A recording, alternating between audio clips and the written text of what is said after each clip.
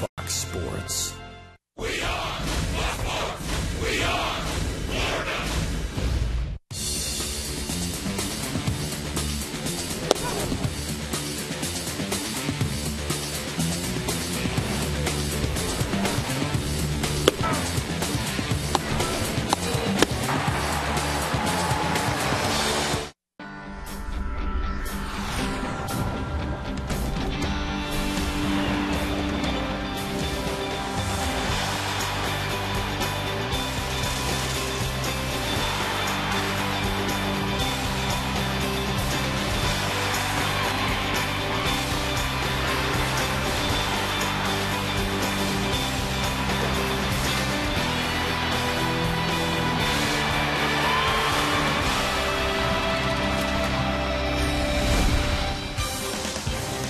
We hope you're enjoying your Labor Day weekend. It is a gorgeous night here at Sun Life Stadium. By the banks of the, I'm not sure what tributary that might be, the Marlins and the Mets get set to go. Mike Cameron ready to rock and roll. Met fans are here. Marlin fans are here. Chris Capuano again. That's the fifth time the Marlins have faced him. Javi Vasquez again. He just beat the Mets last week. Ready to go? 3-game series. Here we go. Marlins and Mets. Hi, everybody. Rich Waltz along with Tommy Hutton. And the Marlins come into this 3-game series with a little bit of momentum and take 2 of 3 from the division leaders. Well, I tell you, it's been a long time. The last time the Marlins won 2 games in a row, you have to go all the way back to the beginning of the month of August. And so the chance to win 3 in a row, a familiar foe, though, and the Marlins will be seeing all the same pitchers as far as starters, but then the Mets will be doing the same thing. Yeah, and the Mets are going to be seeing Javi Vasquez, and when they saw him last, it was Javi Vasquez at his best. He has been terrific in the second half of the season, and he certainly was in New York. The second half of the season, Javier Vasquez is 3-3. That doesn't tell the story. His ERA is 3.09. He's had crispness in his slider, in the curveball. The changeup has been there. The velocity has stayed in the low 90s. Went 7 shutout innings that last time out against the Mets.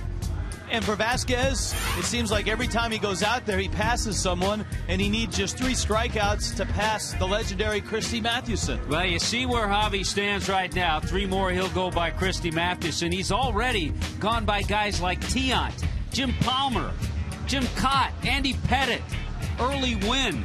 He's already passed these guys in the strikeout department. To me, that is really amazing. And at 35, even though he's talked about retirement, it looks like he still has a lot left in the tank. Now, you mentioned that the Marlins are going to be seeing all the same pitchers, the Mets seeing a lot of the same pitchers, and in our matchup tonight, the Marlins are going to see a guy for the 5th time in the last 40 days, and that's Chris Capuano, brought to you by Coventry Healthcare of Florida. You know, it's been a real solid year for Capuano to win 10 games, to pitch as much as he has. Given the fact he's had a couple of Tommy John surgeries. The Marlins have seen him. They know he has that terrific changeup. Javier Vasquez, same thing, but if he stays with his game plan, keeps the stuff the same, he's going to have his success. All right, there you have it. I think Chris Capuano has taken out a policy with Coventry Healthcare of Florida after this last month. When we get back, we will discuss Craig Minervini, Jeff Conine about yesterday's review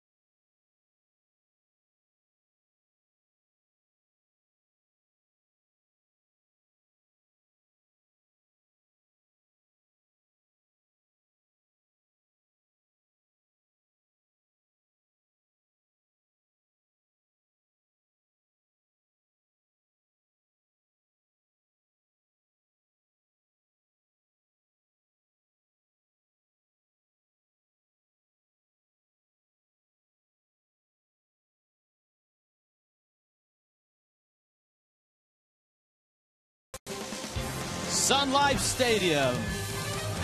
The Marlins about to say goodbye to this facility. 9 games left, including Game 1 of a 3-game series against the New York Mets.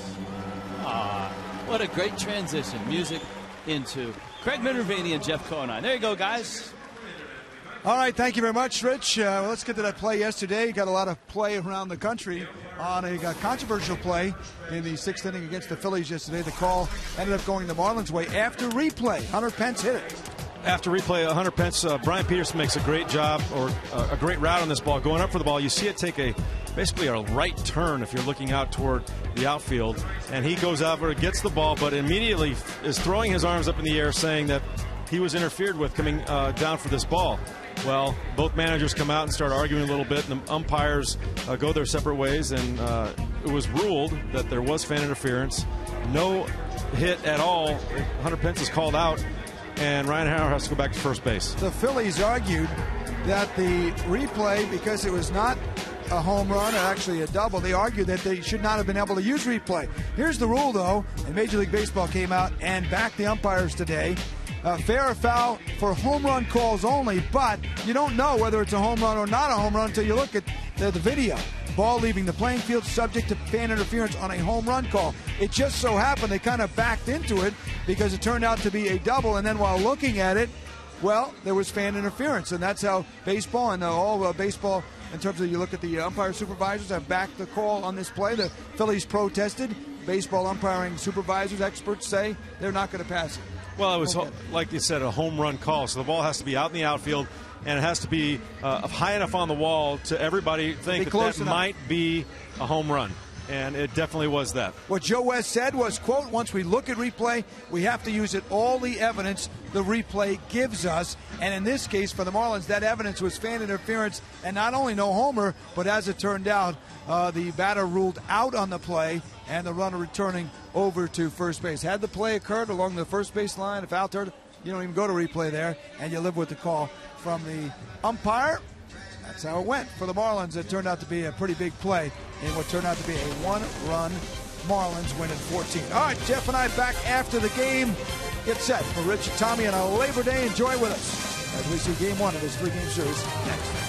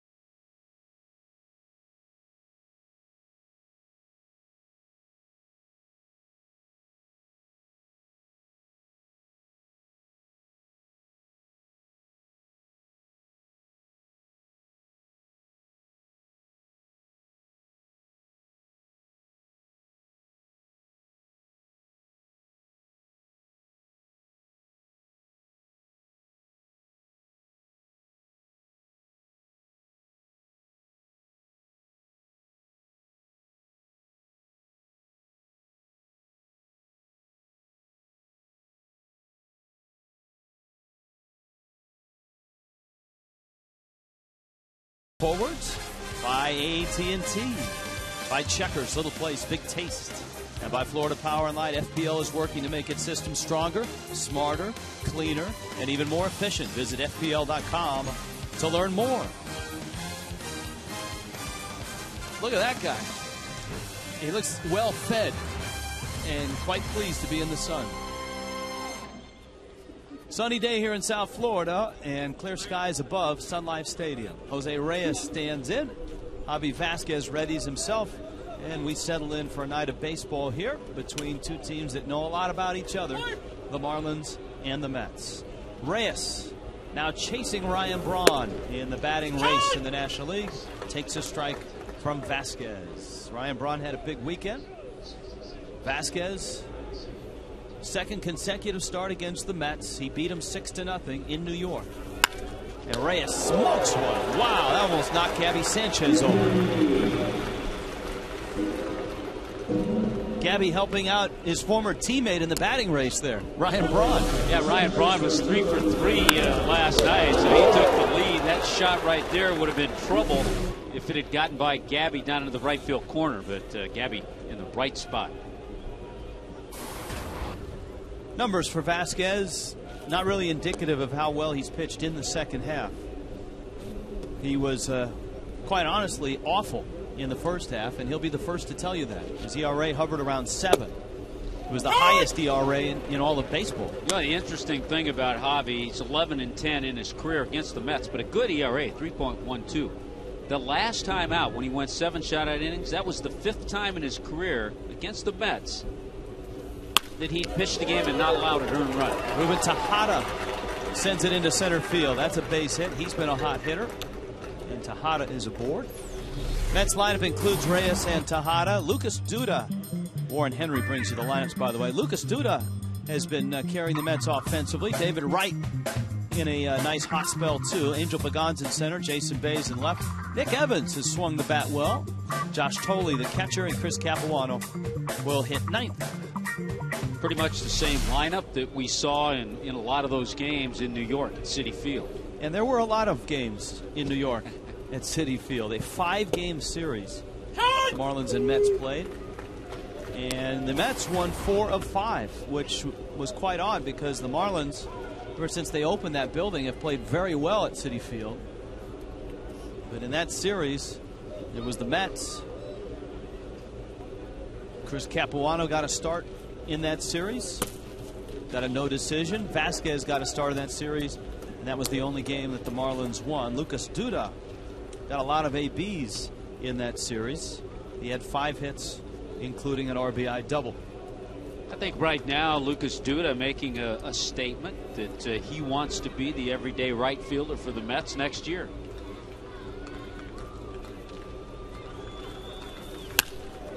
Duda goes after a low fastball. Morrison glides over towards the line, makes the catch. Here comes the Marlins defensive alignment. And it's brought to you by Warren Henry, Lomo, Mike Cameron, Brian Peterson. Still no Mike Stanton in the outfield. We'll have a little bit more on Mike later. Jose Lopez followed the bouncing Lopez. Where's he playing tonight? He's at third. Bonifacio, Infante, and Gabby around the infield, and John Buck doing the catching. David Wright had a great series in that 5-game set up in New York, up in Flushing.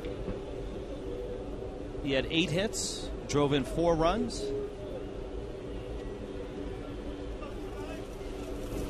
Vasquez bends one outside, and it's 1-0. David Wright, Rich, with the most hits by a New York Met player in this ballpark as the Mets play their final 3 games at Sun Life. You don't sense that there's a whole lot of sentiments from either the Phillies or the Mets coming in here for the final time. Well, I'll say one thing. The Phillies will always remember their last game here. Yes, they will. Marlins and Phillies still have that day-night doubleheader up in Philadelphia to come next week. Full day of baseball in South Philly. What happens if it rains that day? We're all in trouble. That's the 4th trip to Philadelphia. Here's the 1-1. So we've made 4 trips to New York, and it'll be 4 to Philadelphia. It's amazing. Marlins have not been rained out at home, but they've been rained out, let's see, 5 times on the road? Twice in New York, 3 times in Philadelphia? Twice in New York, 3 in Philly. All right, 1-2 coming. Vasquez trying to pick at the corner. Wright takes it, and it's 2-2. Terry Collins has done a very nice job with the Mets under really tough circumstances, both on the field and off the field, with the ownership issues, the Madoff scandal involving Mets ownership, with the injuries to David Wright, to Ike Davis, to Johan Santana. High fastball strikes him out. 2,501. He is 1 shy of Christy Mathewson with some good high heat.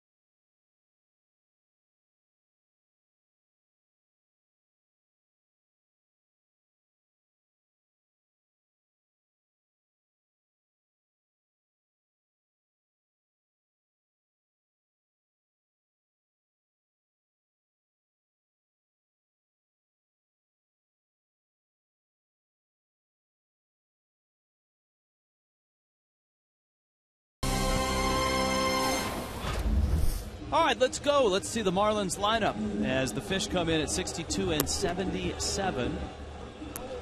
The Marlins, of course, playing 5 hours and 14 innings yesterday. Warren Henry has Emilio Bonifacio back in the leadoff spot. Omar Infante hitting second. Jose Lopez gets the start against the lefty. He hits third. Gabby Sanchez in the cleanup spot. No Mike Stanton tonight. Logan Morrison in left. Mike Cameron in center. Brian Peterson in right. John Buck doing the catching, and Javi Vasquez, pinch hitter Javi Vasquez, hits ninth. Yeah, and you know, with the lefty out there, Capuano, that Jack wanted to get Mike Stanton in, but still a little tenderness in that hamstring. 5 games, one of those out of the bullpen for Capuano this year against the Marlins. 0-2 though. Not gotten a lot of run support. When he gets ahead, he loves to use that changeup. It's a good out pitch for him, and he's a solid veteran pitcher. Mets starters overall have done a terrific job. Their last 9 games, the Mets starters have gone 6-1. Well, the Mets have been playing good baseball of late. Bonifacio leads it off, and Capuano misses outside. You can hear Doug Eddings calling balls and strikes with Dana DeMuth, the crew chief at first, Kerwin Danley at second. Paul Nauertz is at third base. Bonifacio just a tick under 290. Capuano's not getting that corner. And it's 2-0. And Emilio, you can see on Fox Tracks, brought to you by Toyota. Those pitches just off the corner. Bonifacio, a busy day yesterday. He walked, and it's hard actually looking at the box score to figure it out. He walked twice and had a couple of hits. And he was 2 for 6. There were some long lines in the box score after last night. Chase Utley was 0 for 7 in the game. There's a strike. Capuano usually very good control. And Utley in the lineup tonight. First time up. Base hit off Derek Lowe. There you go. It's a big series in Philadelphia, and the Phillies are on the board first. They have a 2-0 lead. And I'm pleased to report, Rich, to you that Michael Martinez is in the lineup playing short. That's right. I've forgotten about that.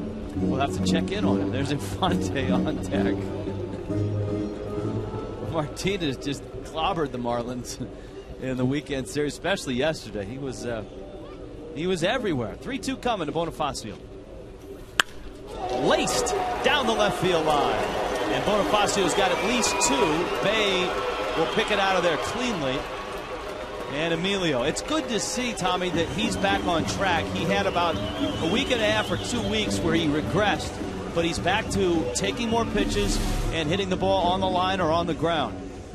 I think Capuano 3-2 early in the game, first batter, didn't want to go with that changeup, so he tried to run the fastball in, and Bonifacio just smokes this ball into the corner. And for Emilio, an 8-game hitting streak now. Since June 21st, Bonifacio's hit about .310. And his on-base percentage has been up .355, .360 all season long. Infante pushes it right side. Capuano looking for someone to toss it to. Finally finds somebody at the bag and gets the out. So Infante a sacrifice, and now Lopez will try to drive in the run against this Mets defense. While we look at the Warren Henry defense, Jason Bay, Pagan, and Lucas Duda. David Wright and Reyes. It's a familiar duo on the left side. Tejada, the youngster, Evans at first, and Josh Tolley behind the plate.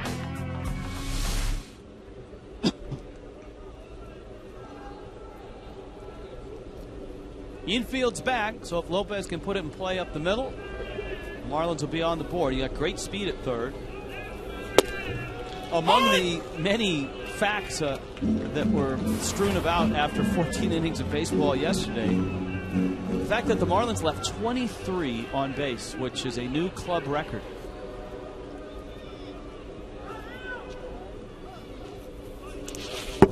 It goes to the screen. Bonifacio's coming home, and he just sprints right between them. He's the only guy that's going to score there. A lot of guys get caught halfway down because they see that ball come back. He had a great jump and ran right between Capuano and Tolley. Look at this. He beats them both there. And he figures, you know what? he was almost better off not sliding and just going in standing up. That's a great decision. Look how far down the line. He has his momentum coming, gets a great jump. Immediately he's on his way to the plate and split the difference. He split the defense. He looked like a punt returner, taking it right up the middle. Lopez swings and misses, and it's 1-2. So the Marlins are on the board. That is a wild pitch. And, of course, getting to third base because of the nice bunt dropped down by Infante. The 1-2 to Lopez. Jose bounces one on a couple of hops to Reyes, and he whips it across the diamond in time. There's 2 outs here in the first. The weather. Oh, the Marlins are 8-3 when the Flamingos are doing the weather. All year cooling brings you the Flamingos. 88 degrees. It feels like 98 degrees with the humidity. I know one thing, it feels beautiful right now. This is a great night. Gabby Sanchez stands in.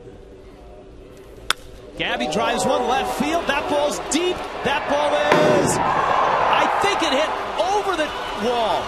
I think that hit over the wall, but that may be reviewed. I think they're going to look at this. It sounded like it hit one of the girders above the wall. Jack McKeon hasn't come out yet. Gabby is looking into the dugout. Wow. Yeah, I'm going to throw in another wow. That was close enough that you would think it would draw another look. Now maybe it hit one of the girders that runs behind that sign, which is a fabric sign up against the bleachers in left field. Now, here's a look. Oh, wow. It looks like it hits the very top of the wall. What? Someone got a clear look, and I guess Jack McKeon figured he had a clear look as well. Well, the umpire with the best look would be Paul Nauer, the third base umpire. Of course, as we learned yesterday, and it's the rule, Managers cannot demand a replay. They can go out and suggest one, but it's the umpire's discretion. It's when the crew gets together and someone in the crew says, I think we need to take a look at it. That's when the decision is made to go look at it. Well, yeah, and as a manager, if Jack goes out there, maybe plants a seed.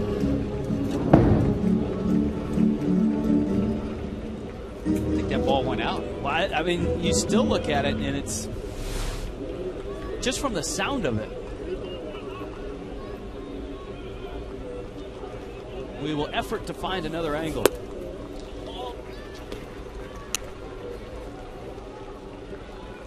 The third base umpire, Paul Nauert, was the guy that was out there for that one.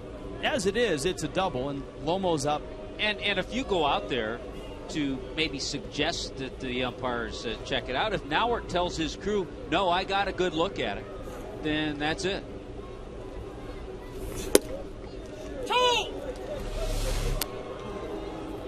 There's Nauert. You can see him down the third base line. He's got a good angle. There's no question about that.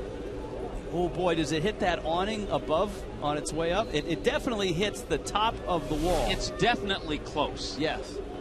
But I still can't tell for sure one way or the other by looking at it 3 times. Morrison into center field. Gabby around third. Up for the ball, Pagan. And he's going to score. And so Logan Morrison drives in a run. The Marlins have a 2-0 lead. All year, Chris Capuano has been so tough on left-handed hitters, lefties hitting below 220 against him. It's a good battle for Logan Morrison and a good swing to go right back up the middle, pick up that base hit, and pick up Gabby from second base.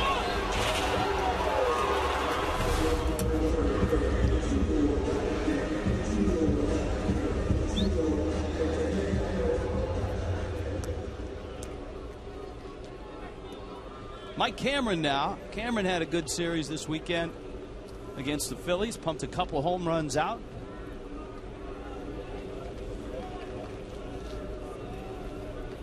And he takes outside.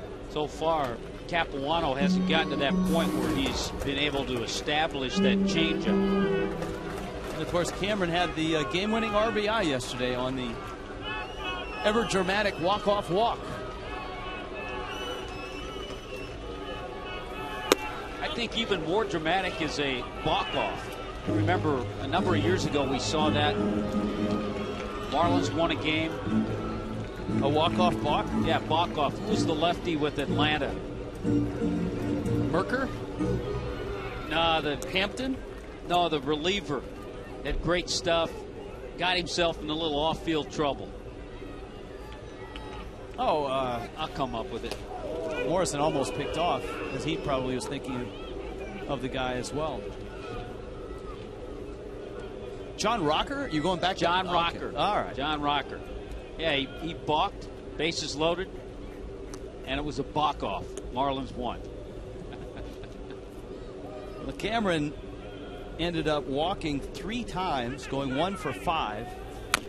And he tried to check his swing. Capuano pounces on it and throws him out. But the Marlins get on the board.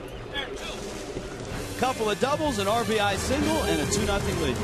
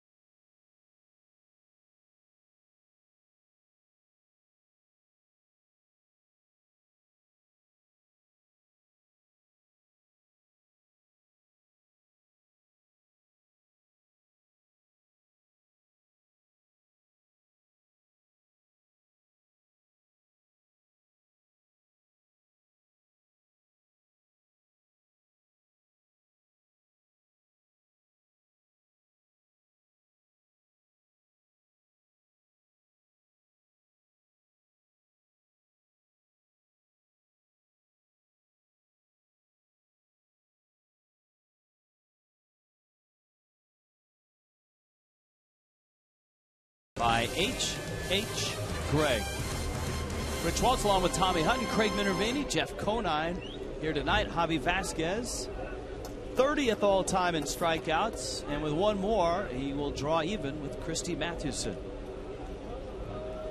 Angel Pagan, Jason Bay, Nick Evans for the Mets, and Pagan flips one foul and out of play. It's 0-1. I got one for you, Rich. The Marlins with the 2 runs in the first inning have now scored this year. They've scored 91 runs in the first. By far the most runs in any inning.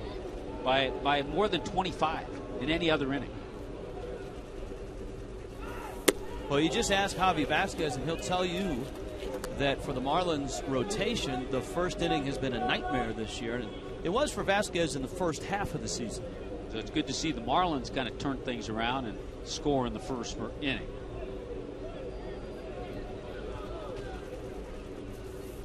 And there's no question when Javier Vasquez gets runs, in his last 4 wins, the Marlins have scored 26 runs. In his last 4 losses, they've scored just 8. 1-2 on Pagan.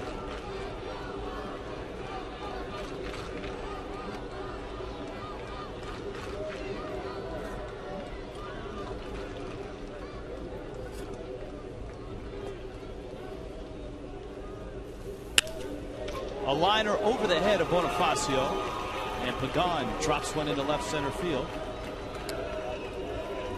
Mets have a base runner to start the second. New Orleans Ballpark Sales headquarters in Miami. Have you been there yet? The luxurious new facility provides fans the opportunity to explore an actual ballpark suite. See all the new amenities and experience a 3D view from any seat in the ballpark. 1-877-411-2012. Make an appointment. Go to marlins.com/new ballpark.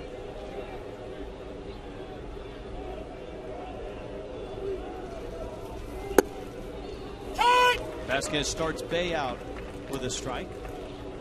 When we were in New York, we talked an awful lot about the struggles of Jason Bay this year and the fears for the Mets that this is what they will have for the next 2 seasons, because Jason Bay is owed big money over the next 2 seasons.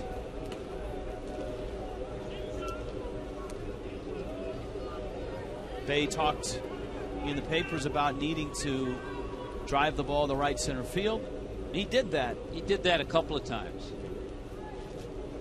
But especially in Citi Field, which is a very difficult place to hit home runs and has big gaps. A guy like Bay, who is a self-described pull hitter, that's a stadium that can play games on your mind. Well, that's why he had such success in Boston, playing half his games at Fenway. You know, in our conversations we've had with David Wright, he's a perfect guy to talk to because he knows the gaps are there, and he said you just can't let that ballpark get in your head.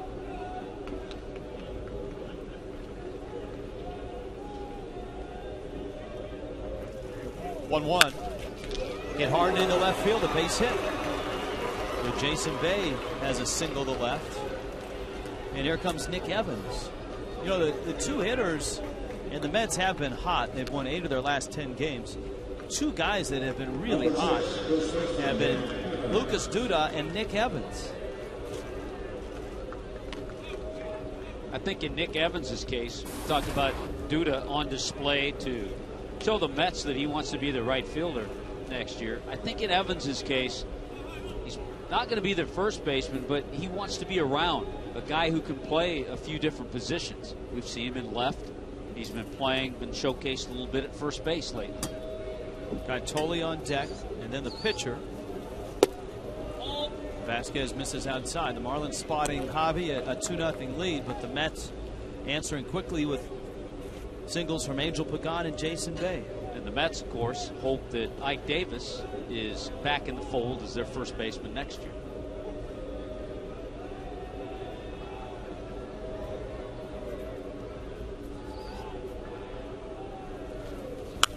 Ike Davis had what seemed to be a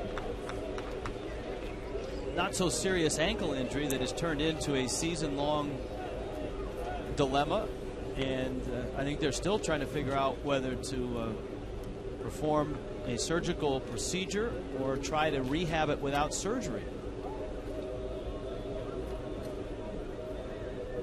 And the Mets are just 2 games under 500. Evans with a big swing and a miss. You might forget Ike Davis was off to a good start. 36 games. He was hitting .302, had 7 home runs and 25 RBIs. So it's 1-2 to Nick Evans.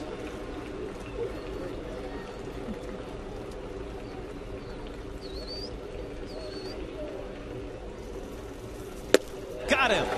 And that's strikeout number 2,502. He is now tied for 29th all-time with Christy Mathewson. Just to be tied with Christy Mathewson or be on a list with Christy Mathewson is overwhelming. That's pretty cool. Yeah. Now, he's got a ways to go before his next victims, so to speak. But certainly he's within striking distance of the next 2.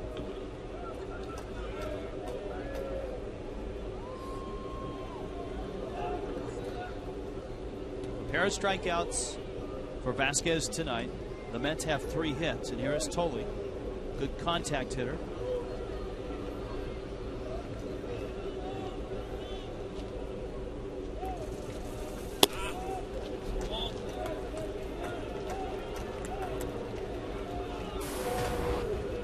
Not only does Javier Vasquez have a good fastball tonight, it's lively, but he's located it well. The strikeout of David Wright in the first inning, and that last one to Evans. Christy Mathewson would go on to manage in the big leagues. That pitch missed down. Big Six was the nickname for Christy Mathewson, Hall of Famer, who pitched for the New York Giants. In his final season in 1916, he pitched 1 game for Cincinnati. He won 373 games. He made 552 starts.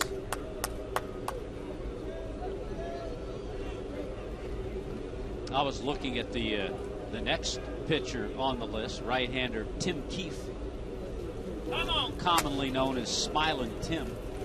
What era did Tim Keefe play? Late 1800s. Won 342 games. But his last year was 1893. His first year was 1880. So a whole different time, whole different era. That was known as the dead ball era. You had a guy in 1883. He started 68 games. He completed 68 games and threw 619 innings. No wonder he had so many strikeouts. That's incredible. There's a strike. How about this? In 1908, Christy Mathewson went 37-11, made 56 starts, and completed 44 of those starts. 11 of those were shutouts.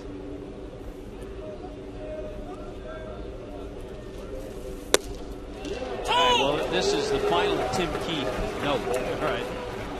In his career, I mentioned he won 342 games. He started 594, and he completed 544. 2-2 to Tolley. Still 1 out. Pagan and Bay still out there. Vasquez misses outside. Generally, Josh Tolley, a tough guy to strike out. He puts the ball in play. Just 40 strikeouts, 36 walks, and closing in on 300 at bats.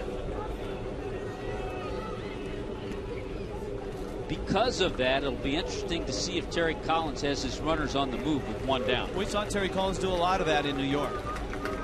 Not running. Lined down the left field line, and it bananas out and ends up in the Mets bullpen. I think a lot of that, maybe they weren't running because the pitcher's the next hitter. That's a possibility.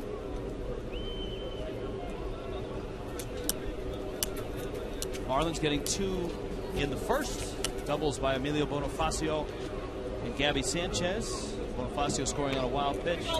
And Logan Morrison with a base hit up the middle scored Sanchez.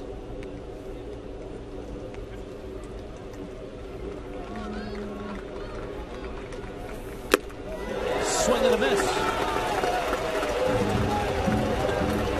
And so Vasquez with that strikeout is now all alone.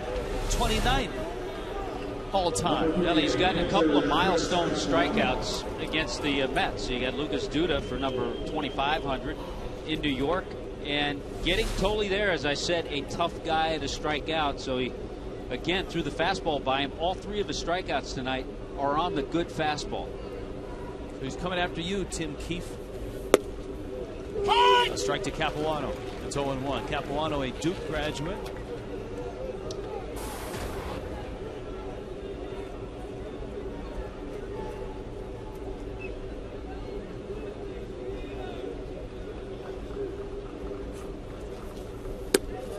Bobby goes right after him. And it's 1-1. I believe, Rich, a Phi Beta Kappa.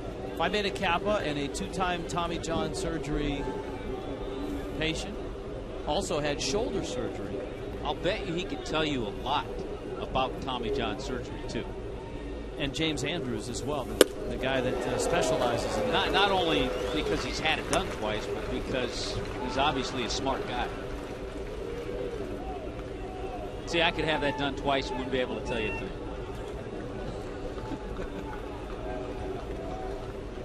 One and 2 to Capuano.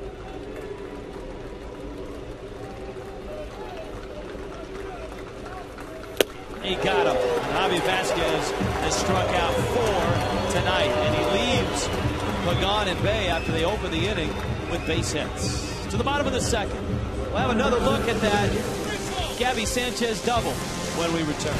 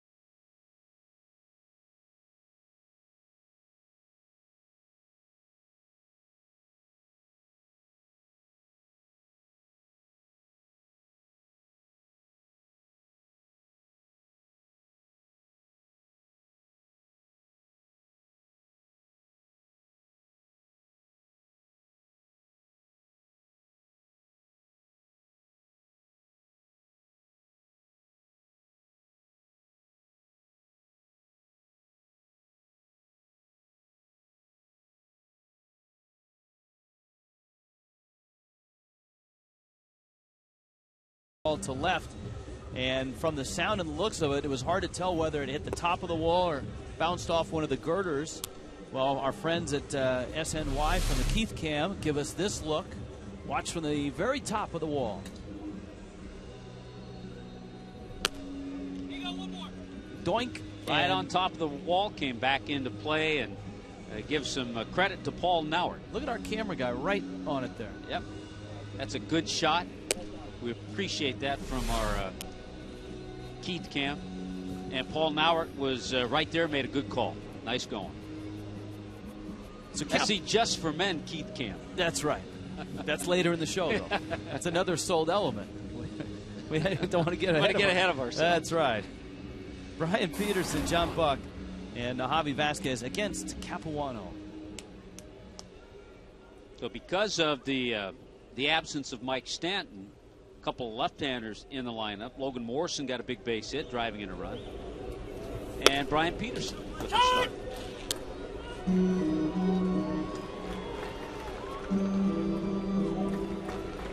Peterson, of course, a guy that has drawn a lot of attention from the Marlins because of the way he's handled himself. A young player being able to come up, sparkle as a pinch hitter, as a fourth outfielder whenever he's been called upon to play defensively. He's been outstanding, and when he started, he has played well. So this has been a breakthrough year for Brian Peterson. 2 for 4 in that marathon game yesterday. A couple of walks. Has a 4-game hitting streak now.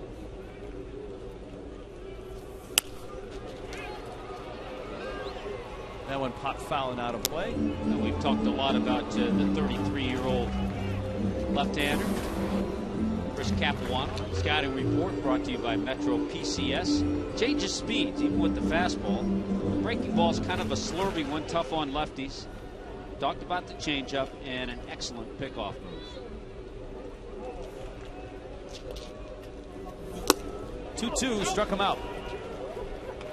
And so Peterson goes down. Here comes John Buck. Marlins made some moves today, adding 3 to the roster. Welcome back to John Baker, who's been down for the entire season, coming back from Tommy John surgery. Bake looked good, taking some BP, swinging the bat. Donnie Murphy had been on the DL with that wrist that he, of course, fractured at the end of last year. And Brian Sanchez off the disabled list. Randy Choate has been transferred to the 60-day DL, and his season is over. And Rich Sanchez should help the bullpen.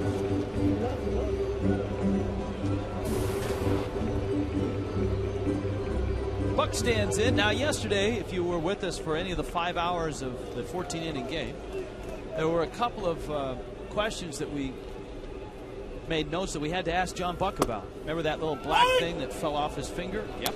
It's a pad with Velcro that he uses on the index finger of his catching hand. A lot of catchers have something like that. Because he said if you get that bruise going, it's tough to get rid of it as the season goes along. You had a question wondering if, and there was a pitch and Buck appeared to turn his head back to talk to the umpire, if Buck had ever invoked Fox tracks or the pitch tracking technology that are used in the telecast these days to question a call or talk to an umpire about a call. And I asked him that, and he said, actually, there have been umpires that have asked him to go look at a pitch to let him know if they got it right or not. This could be a tough play, and Reyes makes it. Buck getting down the line, and you knew Reyes was going to have a shot with that great arm of his, and he throws him out. Boy, that's a great play by Jose Reyes. He knew he had a shot. Any other runner, he knows he doesn't have a shot. He kind of slings that ball with something on it. A terrific pick by the first baseman, Nick Evans, as well. And unfortunately, John Buck just can't beat it out. Tremendous play. Foxmo shows that Buck was out. I think Buck knew that Reyes had a good shot, too, on his way down the line. Anyways, John Buck said there have been times where umpires have actually asked him to go look at a call between innings to see if they got it right using the Fox tracks or pitch technology. And as I said to you at that time when we were talking about that, I said, to me, I like that from an umpire. That tells me an umpire is concerned about his job and wants to know, hey, did I get it right? Where was it? And Buck said he felt honored that an umpire would do that because that was showing trust in Buck, that Buck wouldn't sell that umpire out or complain in public about the umpire. Right. Now, did the umpire refer to it as Fox tracks or just ask John Buck to get a better look?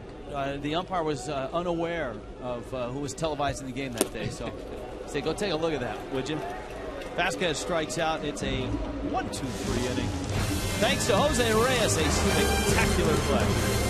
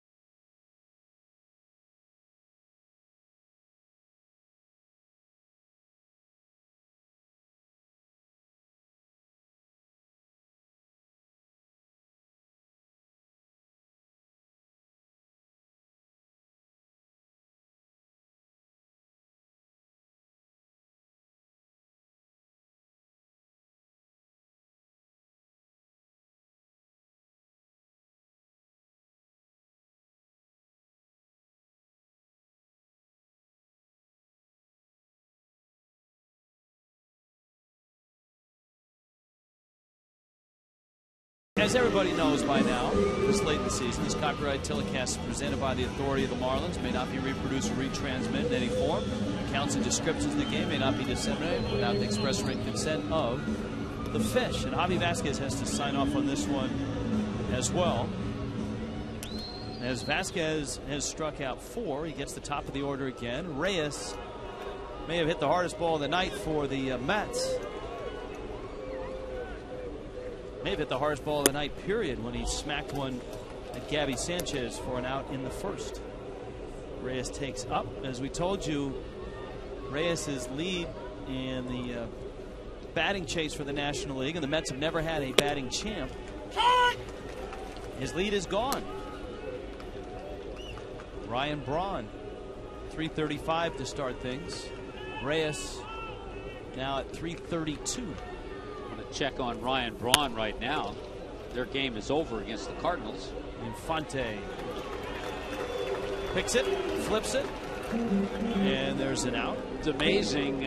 Braun came into the game at 335. He was 2 for 5 today, and he's still at 335.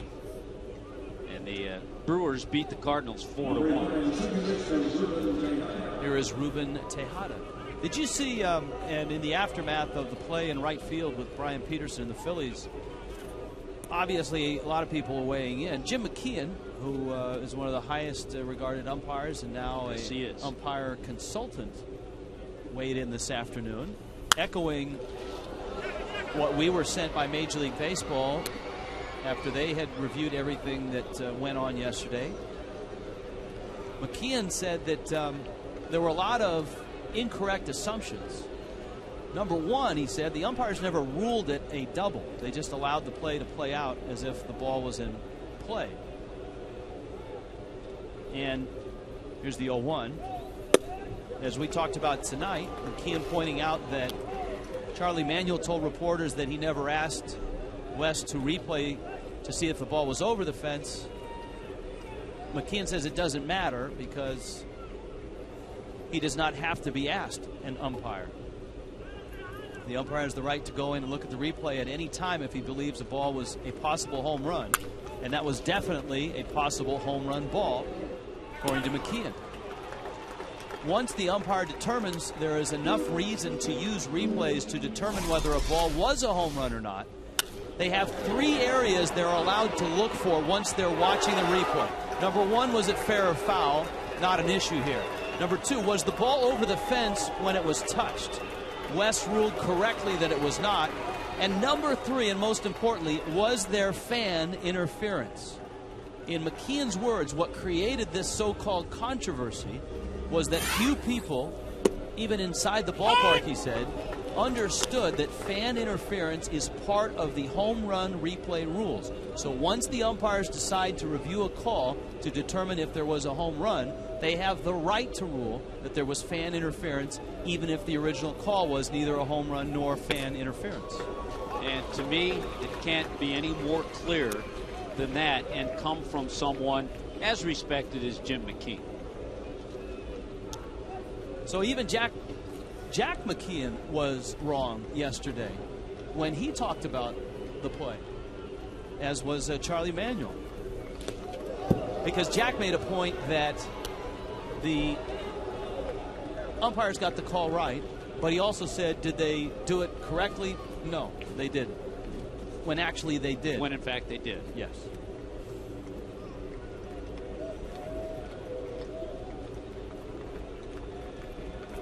Lucas Duda with a 1-2 coming.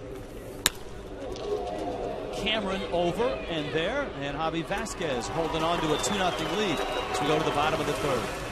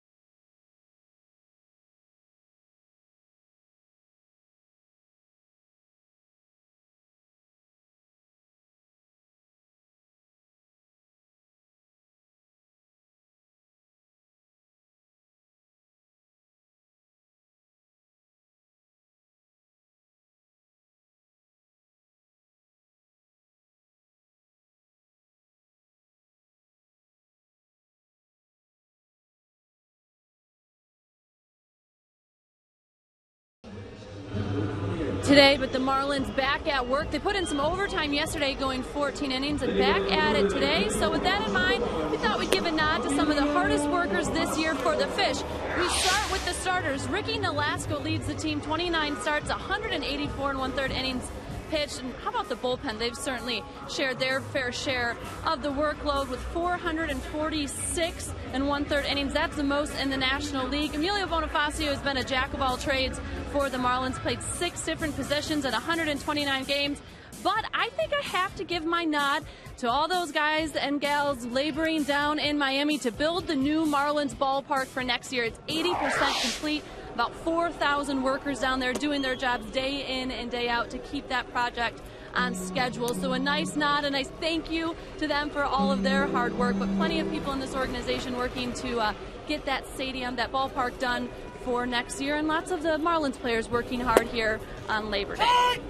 Closing in on, thank you, Allison, closing in on 80% finished and ahead of schedule, on budget. Yeah, I agree with Allison. Thumbs up to all the men and women putting in all the hard work and on time, and not always in great weather. And to get that thing 80% done right now, it's going to be a thing of beauty. 2-1 the count to Emilio Bonifacio. He doubles in the first, and he lines one into right field for a base hit. What a breakthrough year it's been for Bonifacio,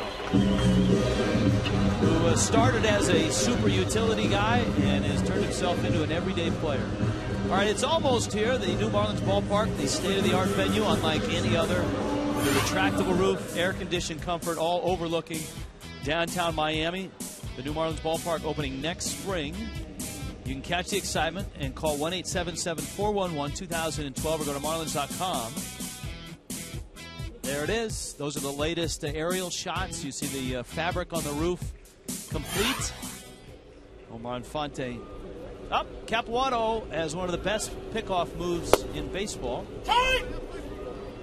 Marlins are well aware of that because this is the 5th time the Marlins have seen Capuano in the last 44 days. Well, and this would be a situation where you'd look for Bonifacio to steal, but so tough against Capuano. Infante, a sharp ground ball, might be 2. Tejada's turn is clean and in time. Well, what a nice turn by the youngster, Ruben Tejada. So 2 outs, and here comes Jose Lopez. Sharply hit. Tejada gets a good feed from right. He steps inside, out of the way of the sliding Bonifacio, and then airs it out over to first base.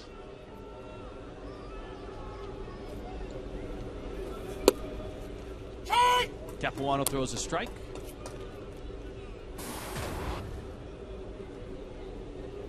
Lopez in the 3 spot. Greg Dobbs has been hitting there against right-handers and doing a nice job. But Lopez, since he came back up from the minor leagues, looks like the all-star version of Jose Lopez when he was a Seattle Mariner. He looks like the 06 all-star. He looks like the Seattle Mariner of 09 that hit 25 home runs and had 96 RBIs. Lopez hits that one to deep left field. If it stays fair, it's gone. It is gone. Just like 09. Just like 09. Yeah, he hit 25 for the M's, had 95 RBIs that year. And wow, that was a crusher. And all he was hoping for is that it stayed fair. He knew he had home run distance. As a Marlin now, that's his 5th home run. Well, look at how he adjusted with his hands. Brings them in quickly to get to that pitch. Our Gunther drive of the game, it was a beauty. And it just stayed fair. You were making reference to the Seattle Mariners, and that swing is reminiscent of a guy that used to the amazement of even the most weathered baseball people, hit balls hard and keep them fair, and that's Edgar Martinez. He was able to bring the hands in and hit a ball down the line that did not have curve on it, that was straight and stayed fair. And he did it a lot in his career. You know, if you study the really good hitters, they all did that pretty well. there's some better than others, but it's the guys who weren't real good hitters roll over on it. They hit it well, but pull it foul.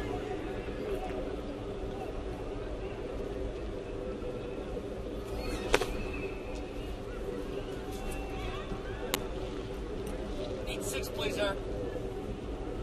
That was an order for 6 baseballs from Doug Eddings. They always get on a first-name basis with the ball boy. Let them know they need some baseballs.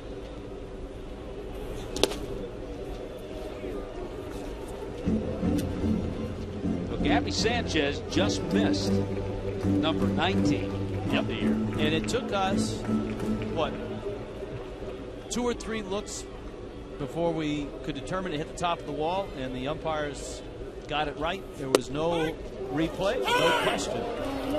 Gabby may have a question on that one, but Doug Eddings sold it pretty good, almost Leslie Nielsen-like. Jose Lopez goes deep, and the Marlins have stretched their lead to 3-0.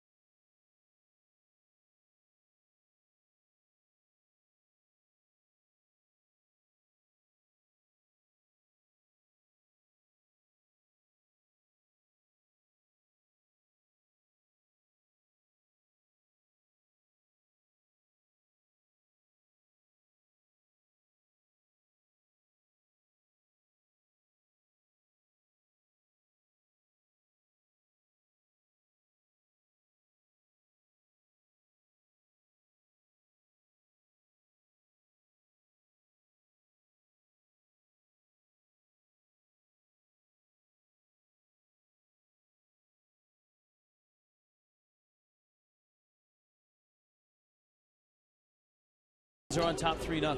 Let's flip the phone and do some AT&T trivia tonight.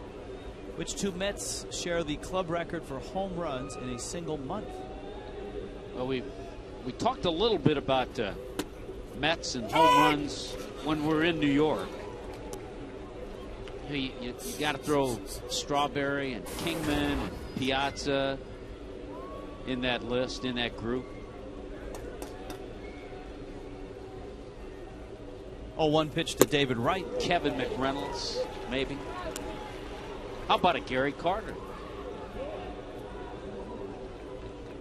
Could be. It could be a David Wright. Or a... hey! You hear the bell? Wait a minute. I think the bell's a little off tonight. Wait a minute.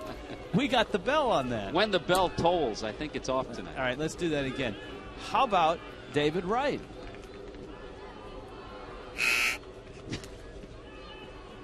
I said, how about Gary Carter? Nice. That's a nice touch. So we have 1 to go. 1 down, 1 to go. Have we mentioned the other guy? We threw out a lot of names. Kingman, McReynolds. Kingman, McReynolds. I think it's Kingman, not McReynolds. Hey, by the way, the first 12 batters for Javier Vasquez, he's had just 1 3-ball count. And strikes to ball ratio very good. You know, we lost the bell and the buzzer for a time being, the 3-2, and it's fouled back. We never go back far enough, though. I mean, we could go back, throw a Ron Swoboda in there.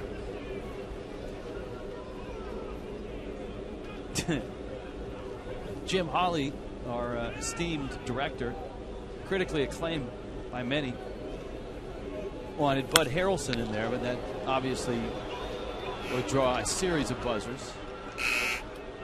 We had to make sure, Tommy, that both the buzzer and the bell were not part of a song. I think that we'd have to pay rights fees to use the bell or the buzzer.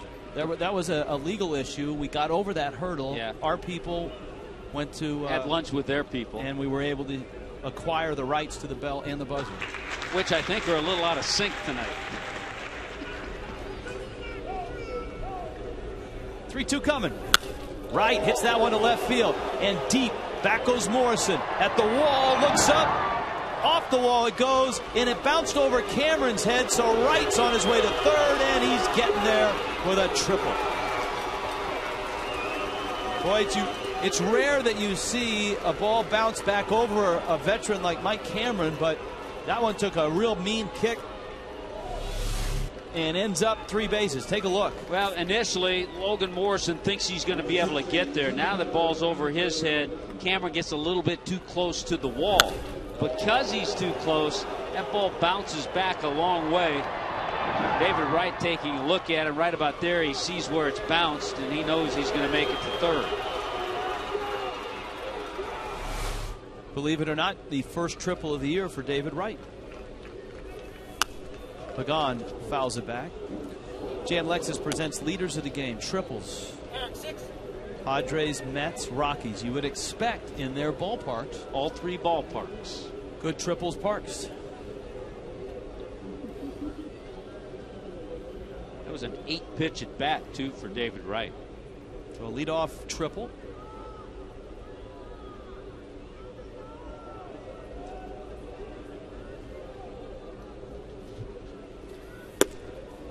Oh! 0-2.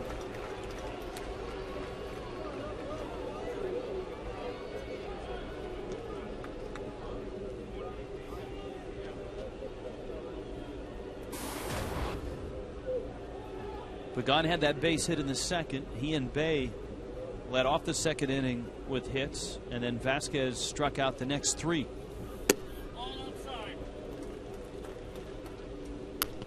That's the one thing, second half of the season, we've watched the velocity of Javier Vasquez hang right around 92 to 94. And a lot of concern early in the year because we didn't see that. Worked a lot with Randy St. Clair, helped build up that lower body strength, the drive to the plate. Pagan, Infante has it. Over is Vasquez, and they get the out. The Mets will get the run. Wright crosses, and New York is on the board.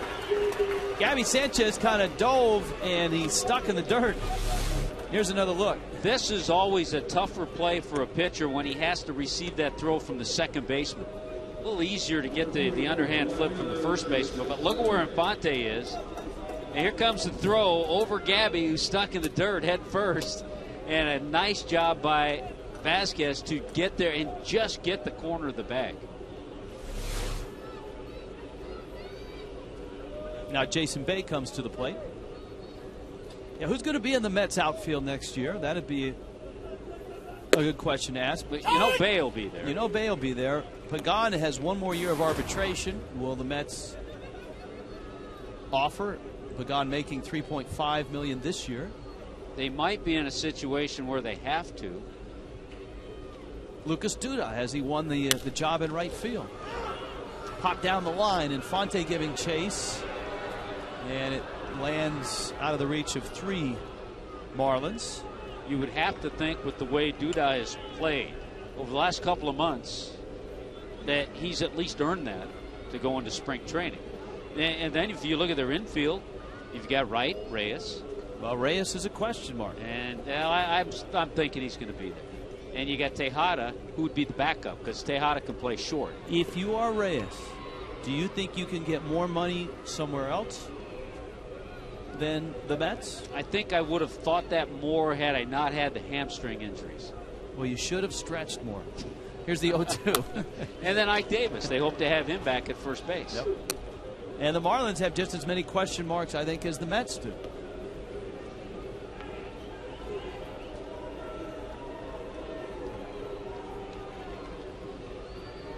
And a lot of the Marlins question marks, much like the Mets, have to do with injuries.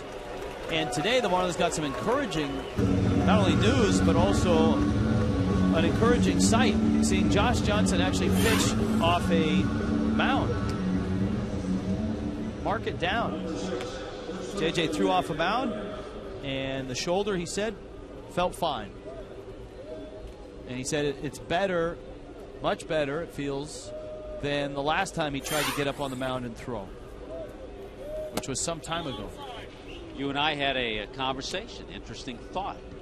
I know that in Ameziga, happy to have JJ back.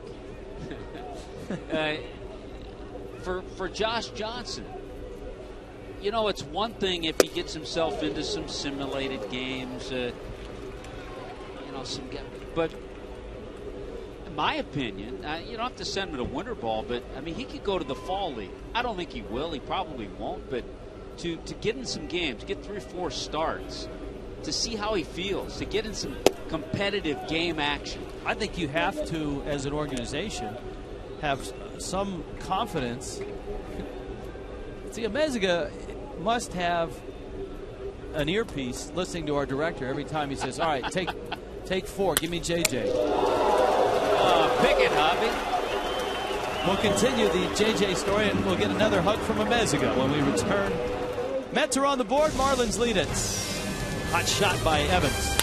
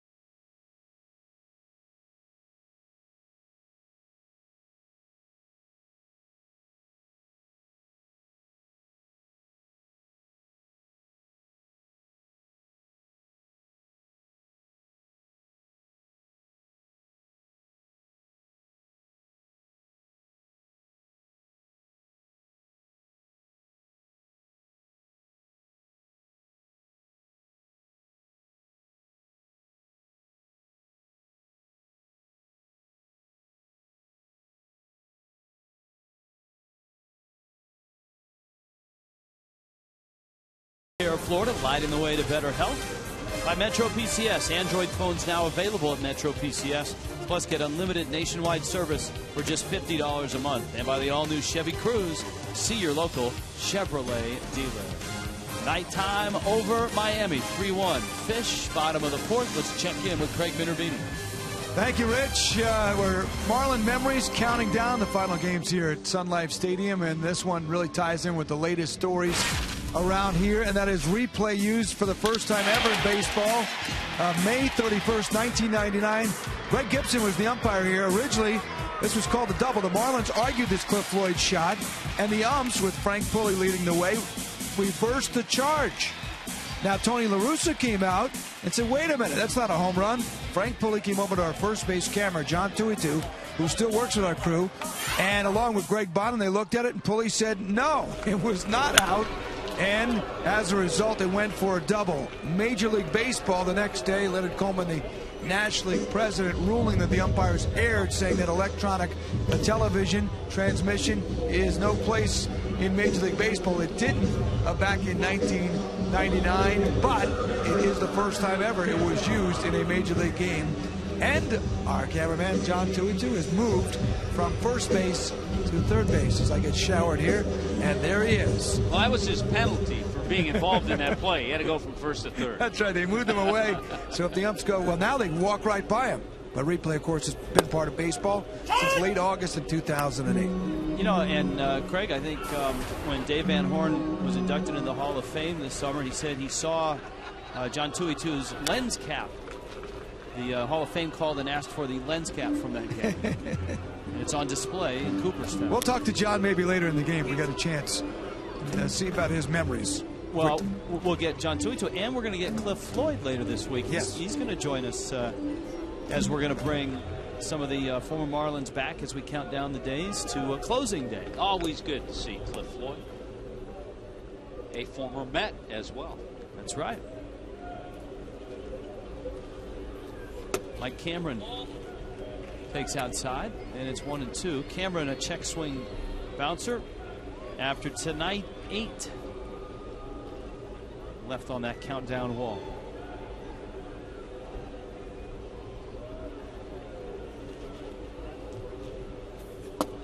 Pitch misses inside. Some important baseball games in the books already in the National League. Arizona stays hot and beats Colorado by a score of 10-7.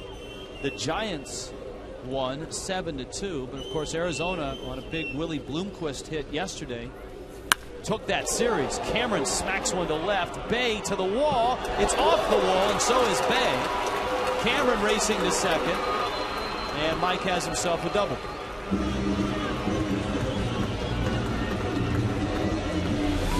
Mike Cameron still possesses those quick hands. Those hands get to that ball in a hurry. Our Checkers double of the game.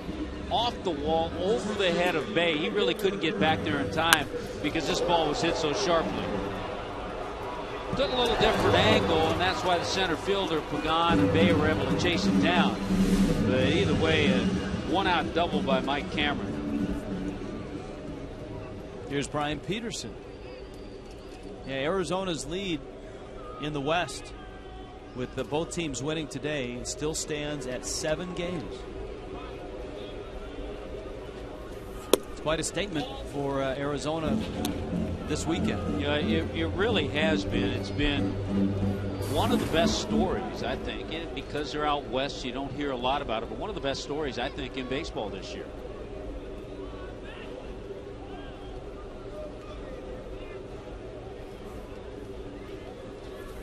Not a lot of close races. And the Brewers have a 9.5 game lead over the Cardinals. Phillies with their 7.5 game lead over the Braves. And the Braves have a pretty good handle on the wild card. In the American League, Detroit beating Cleveland today. Did you see what Doug Fister did today? He's been sticking it to a lot of teams. Well, he didn't go the full distance. He struck out 13 in 8 innings. Wow. As Detroit beat Cleveland by a score of 4-2. And Fister was acquired from Seattle. Not a big name, but certainly a nice start. And the Tigers continue to have a comfortable cushion. Well, all of a sudden, Fister fits in behind Scherzer, Porcello.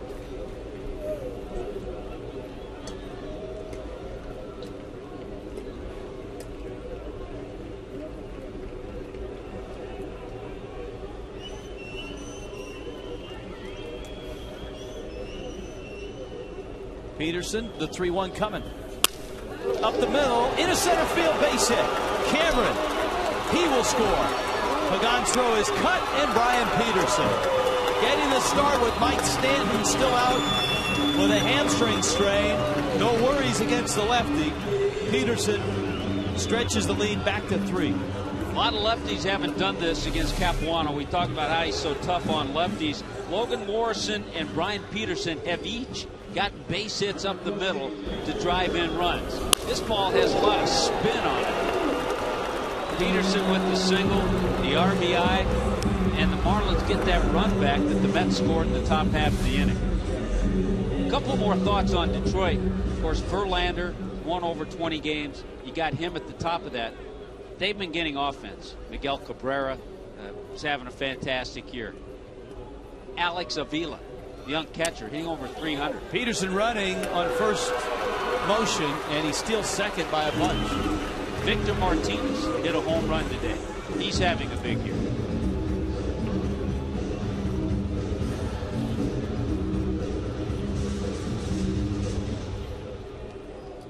Yeah, against Capuano, you really just take off. If he throws to first, he's going to get you, but then you put pressure on Evans, who's not real familiar with that position, to put pressure on Evans to make a good throw.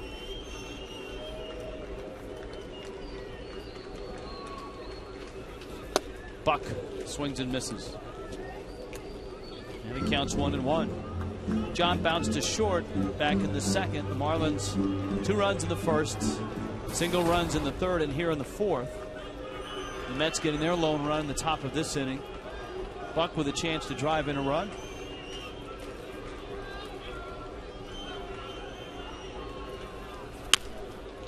And he pulls that one foul. You know, prior to the game that Capuano had against the Marlins, prior to that game, his previous start was probably his best career start. He threw a complete game, a shutout against the Braves, a 2-hitter, and had 13 strikeouts. But the Marlins got to him in 5 innings for 7 hits and a couple of runs in New York, and they've had some good cuts against him tonight. 1-2 coming to Buck.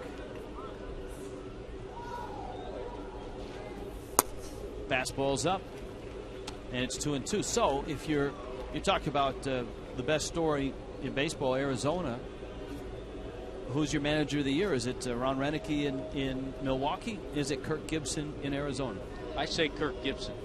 Renneke's had more to work with. And remember, the Diamondbacks have done it without Stephen Drew, who fractured his ankle about a month and a half ago. Willie Bloomquist has played a lot of shortstop. They made a trade for John McDonald. How about Kevin Towers over there now as GM? He's done a terrific job. You know, in listening to Kevin Towers talk about Gibson when they interviewed Gibson as interviewing him as a candidate for the full-time job, not just the interim job, and Gibson told Towers, hey, we can win right now. None of this rebuilding stuff. And Towers was drawn to that. He liked that attitude. And they put together a pretty good staff under Kirk Gibson as well. And they put, coaching staff. Coaching staff with Alan Trammell, Matt Williams, Tom Baylor. Here's a 2-2. Eric Young. Charles Nagy. Charles Nagy, the pitching coach. And that's a no-nonsense bunch. So, I mean, that's and I think in talking to the Diamondback players when we saw them, it's one of the things that they touched upon is that the first thing Kirk Gibson did was make everybody accountable. And the coaching staff that he's got obviously reinforces that. 2-2. That coaching staff, if you think about it, are all guys extremely well respected in the game. Guys that if you're a young player, you're gonna listen when they talk, like a Don Baylor and Alan Trammell, Matt Williams, guys who had great careers but were well respected. That last pitch was on the inside part. The 3-2 is outside. Capuano shakes his head. Vasquez coming up. All right. The question was home runs in a month for the Mets. Which 2 Mets share the club record for home runs in a single month? We got the bell with Gary Carter, and we got the bell with Dave Kingman. I think we got the bell with Kingman, yeah. Kingman at 13.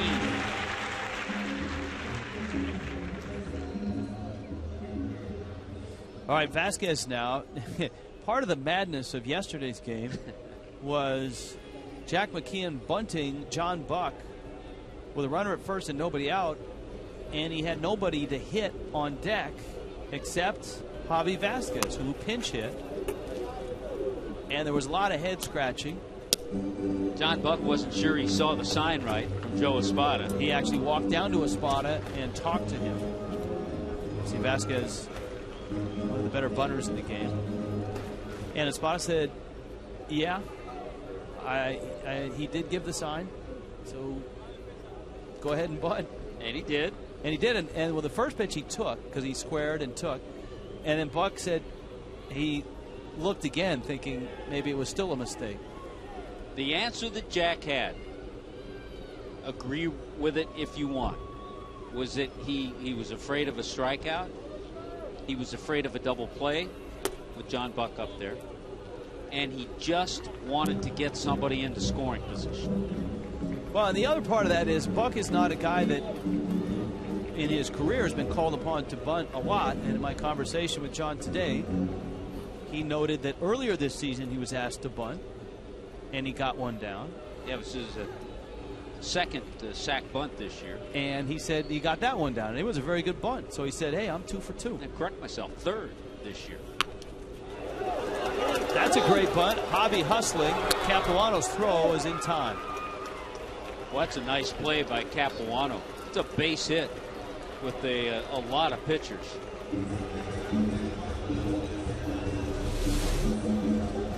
Nicely done by Javi Vasquez.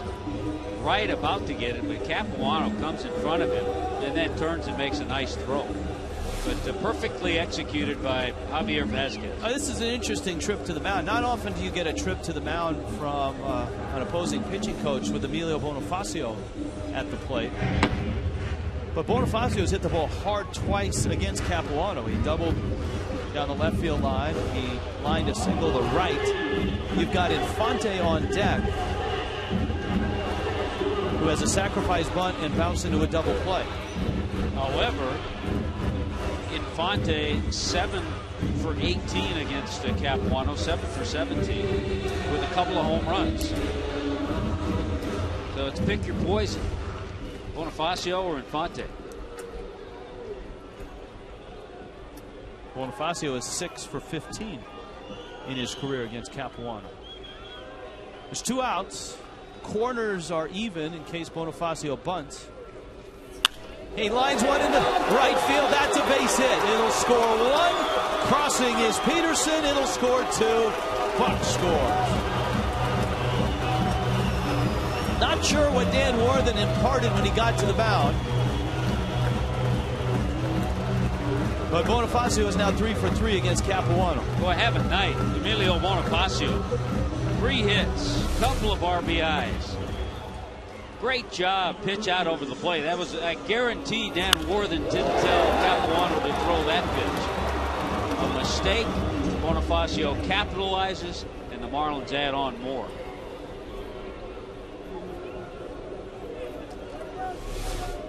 So it's a 6-1 game now. And with 2 outs, Bonifacio's a threat. Here is Infante. That's not the A move.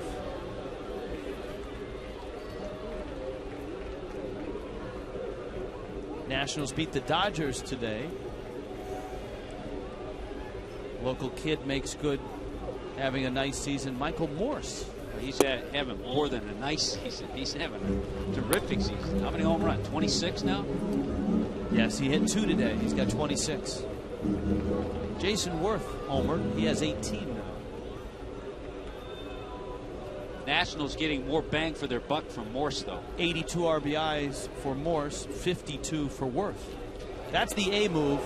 And had the throw been a little better from Capuano, Bonifacio would have been out. Yeah, he was leaning. The throw was inside on the other side of the bag, and by the time Evans came back with the tag, he couldn't quite get it there.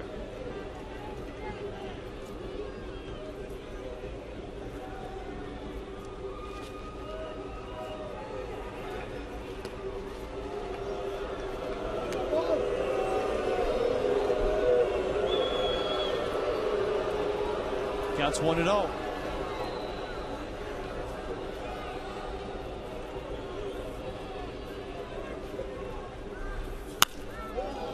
Infante pops it down the first base line.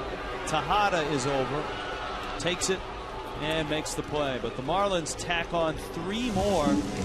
Bonifacio drives in 2 himself.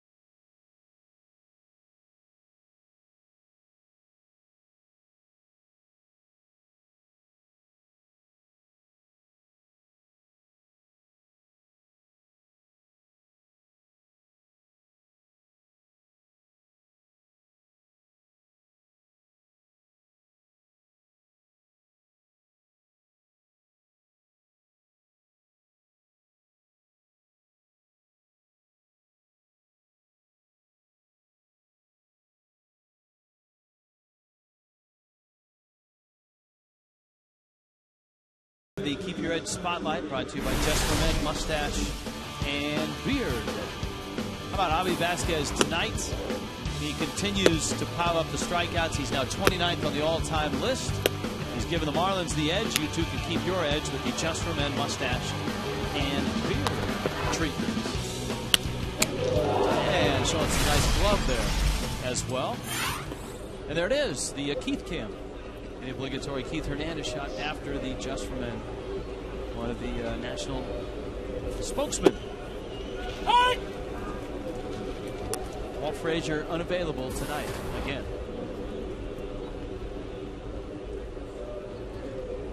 Josh Tolley, Chris Capuano is scheduled.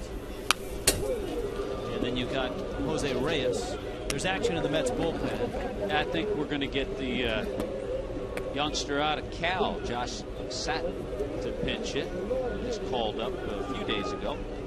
Be interesting to see if John Baker greets him at home plate. Baker happy to be back with the Marlins, a former Cal Bear himself. There is Satin.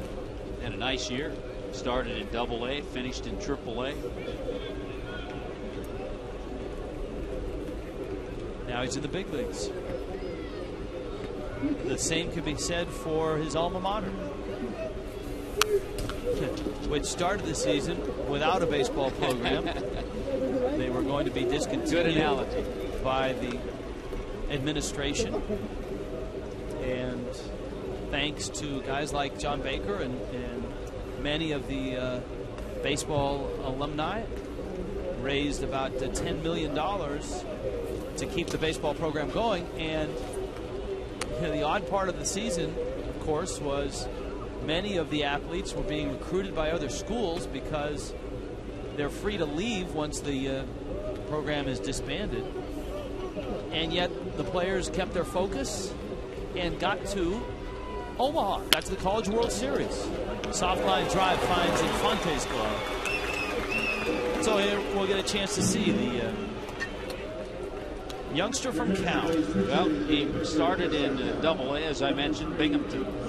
All he did there was hit .325 with 11 home runs, 60 RBIs. Then he went to Buffalo, hit .312 in over 100 at bats. And he got himself a major league base hit just recently.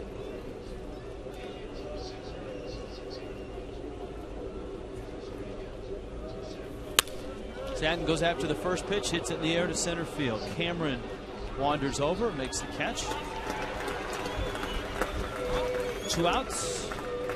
Here comes Reyes. Here comes our Chevy standings. And we focus on the National League East. The Braves are 7.5 back for the Marlins as they play out the final 2.5 weeks of the season.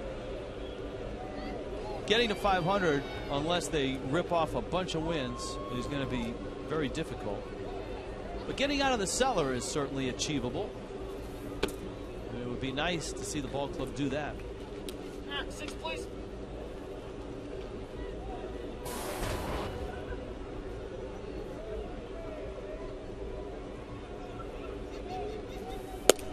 Reyes takes on the corner. Reyes tonight is lined out and bounced out. Did you get a Ryan Braun update on Braun's day? It was 2 for 5. So remaining at .335. It's amazing you can go 2 for 5 and not budge in your average at this late date in the season. 9 pitch inning for Javi. We're through 5. Fish up 6-1.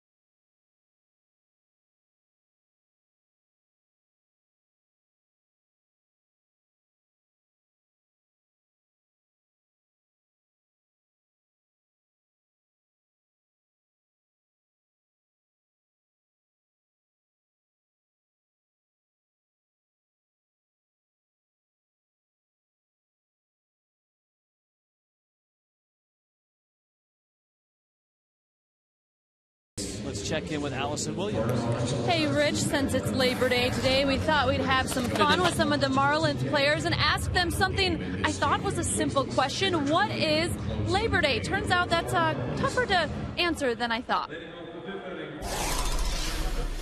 Labor Day? It's a day that people get off because they work. I don't know. I know they don't deliver mail. Put me in the spot here. It's like taking a unannounced quiz. It's just The pop quiz. Yeah, it's I don't do well on pop quizzes. Right? Don't wear white tomorrow. Hayes struggled a little bit to answer that question. The only guy who really got it right was Burke Badenhop, and that's not surprising. He's usually pretty good with the trivia. Labor Day, of course, is a day to recognize workers' contributions to the economy and to recognize their social contributions as well, guys. All right, thank you, Allison. Jose Lopez was trying to recognize second base, but the ball got there before he did. Well, he recognized it. He just didn't get there in time. Good throw, too, by Jason Bay. And the tag slapped on him by Ruben Tejada. Well, he recognized, too, Tommy. He had a 6-1 lead, so you can go ahead and gamble trying to get to second. Gabby Sanchez. DJ Carrasco is in right now. And Carrasco taking over for Chris Capuano. Gabby hammers it into left field. And Sanchez has his second hit of the night. He is doubled and singled. I think it's safe to say that Gabby Sanchez has things going for him again.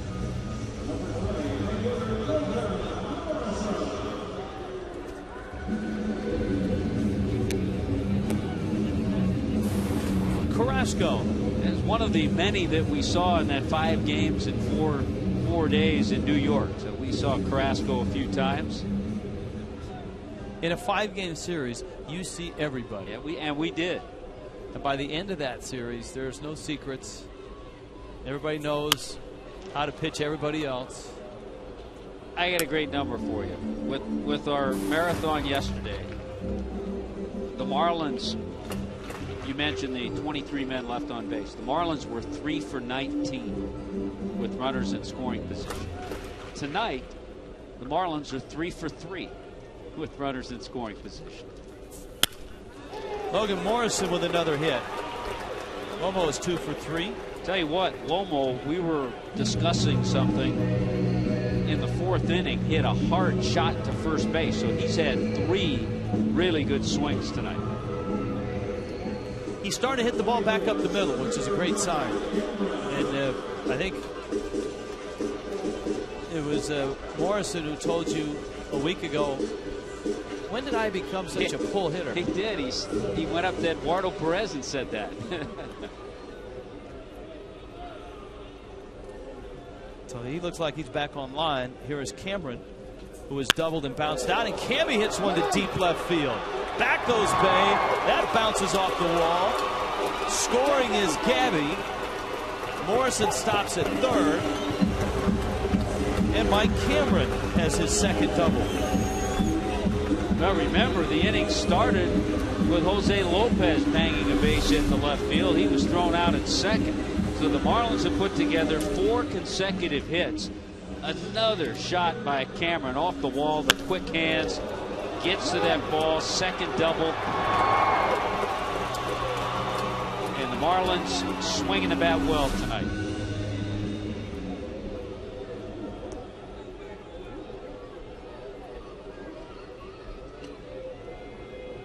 Brian Peterson now. The Mets bringing their infield in. It's a 7-1 ball game. Peterson an RBI single and is struck out. That one bends inside. 1-0.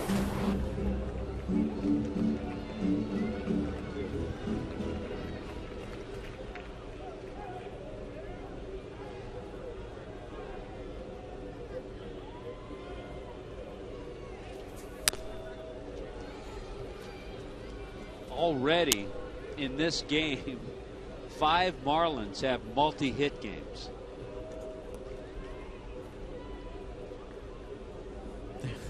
There's your in-game box score. Yeah.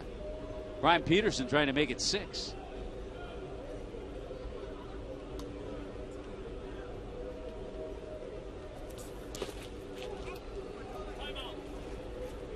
2-1.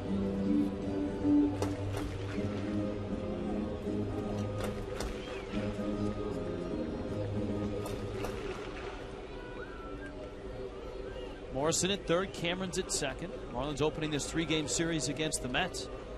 Been doing it with a lot of hits. That hit Peterson in the foot.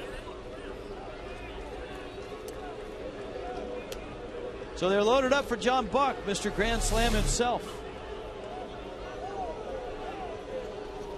Oh, gets it right off the top of that back foot, that left foot.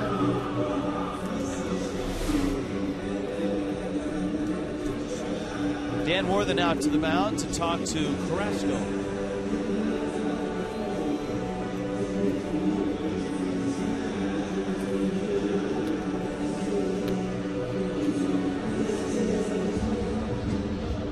He's got Buck to face. John has walked and has bounced out. Remember, Wednesday's game is a 5-10 game. Marlins moving that game time up at the request of the Mets. Tomorrow is a 7 o'clock game, or a 7:10 first pitch, 6:30 for Marlins Live. And tomorrow will be a Chris Volstad, Miguel Batista game. We're hoping tomorrow's the night we get Cliff Floyd. Oh, okay. And it's an email night, so that'd be great. That'd be great to have Cliff. So we should let our viewers know right now to think of some questions you might have for Cliff.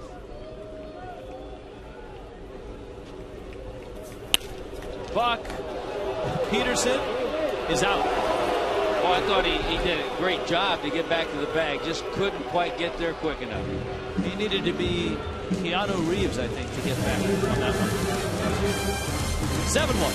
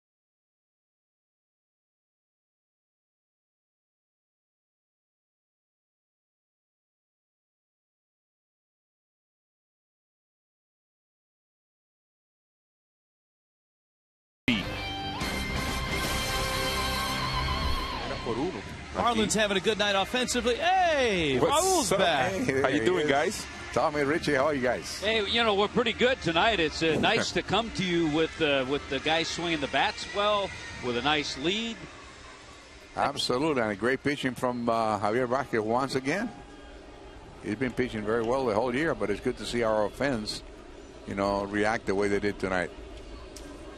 Well, Vázquez still has a ways to go. A 7-1 lead in the 6th. Of course, the last time out, the Marlins scored 6 runs, and he beat the Mets 6-0 up in New York. Richie and Tommy, do you think that he should come back here next year? Well, I think he should come back regardless of if it's here or somewhere else. He's talked about retiring. And the second half that he's had, he's only 35.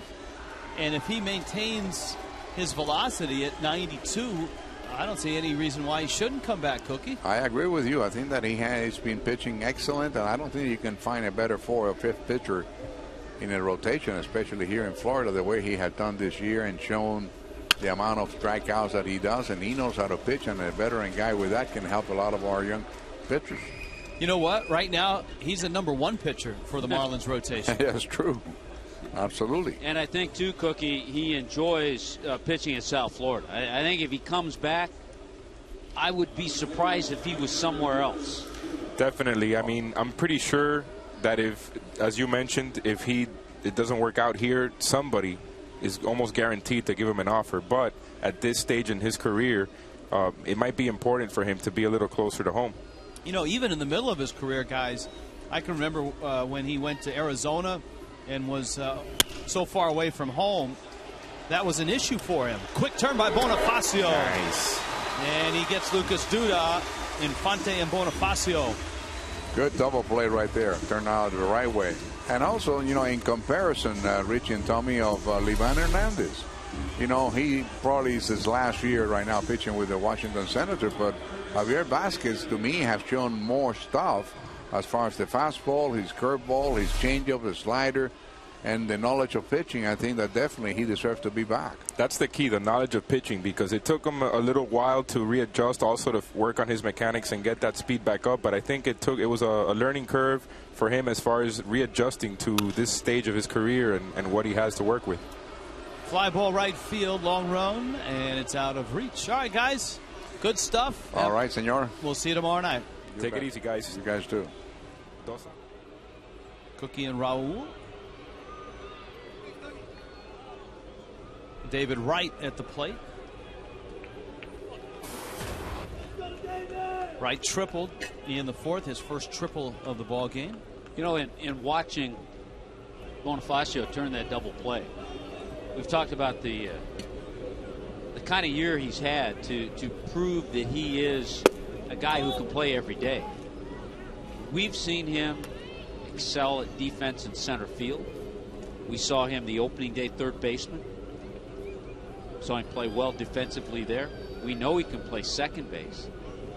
And his shortstop has certainly been okay. He's had times where he's not made plays. And it's just amazing to me that a guy can have the ability to play all of those positions and then in the meantime learn how to be a better hitter, which he's done this year.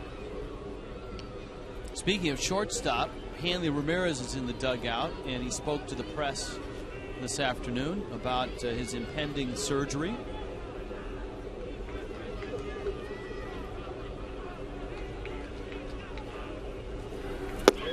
Breaking ball, swing and a miss. Down goes Wright. We'll give you that update on Hanley after an 8th pitch, 6th inning from Javi Vasquez.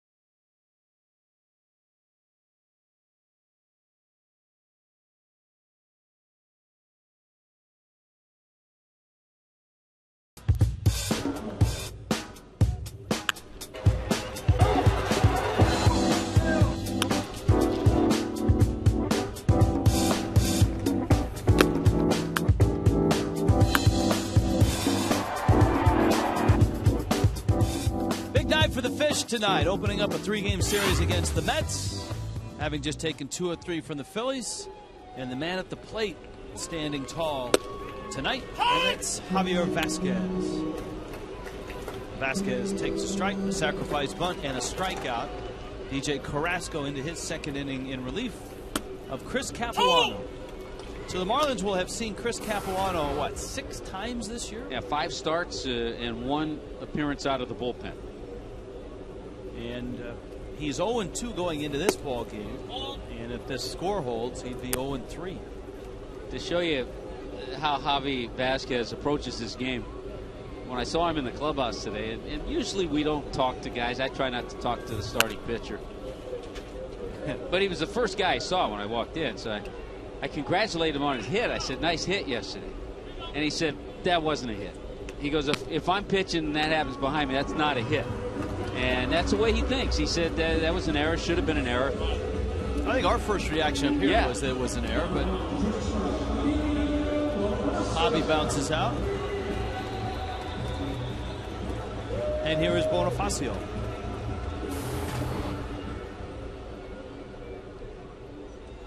What a night for Bonifacio. All of his at-bats against Capuano. And a double. Scored a run, single. Then a 2-run single.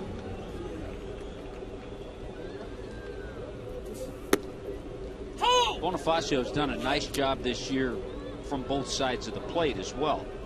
A little over 300 with his 3 hits tonight from the right side. And hitting left-handed coming into this game, 284. His on-base percentage will get a nice nudge. Been on base all 3 times. He came in at 365. And with his speed, remember, too, the other amazing thing about his stolen base total, he's got 34. He really didn't start running until Jack took over. He had 4 or 5 stolen bases total. And then Jack sat him down in Oakland and said, when I tell you to steal, that means steal. And if you get thrown out, it's on me, Jack said. It's on the manager. And that whole burden of decision-making taken off of his shoulders. And boy, did it really show.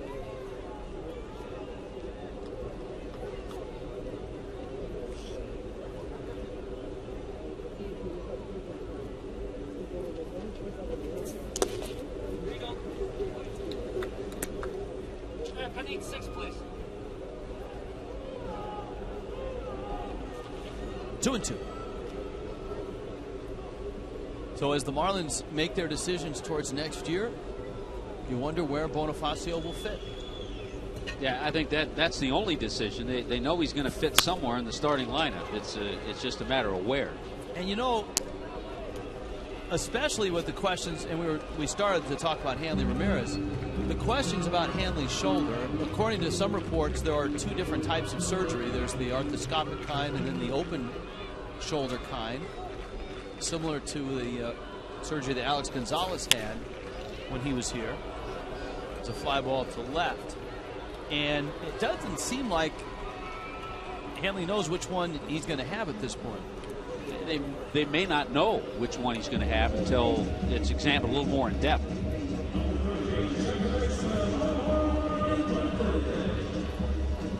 There's Omar Infante.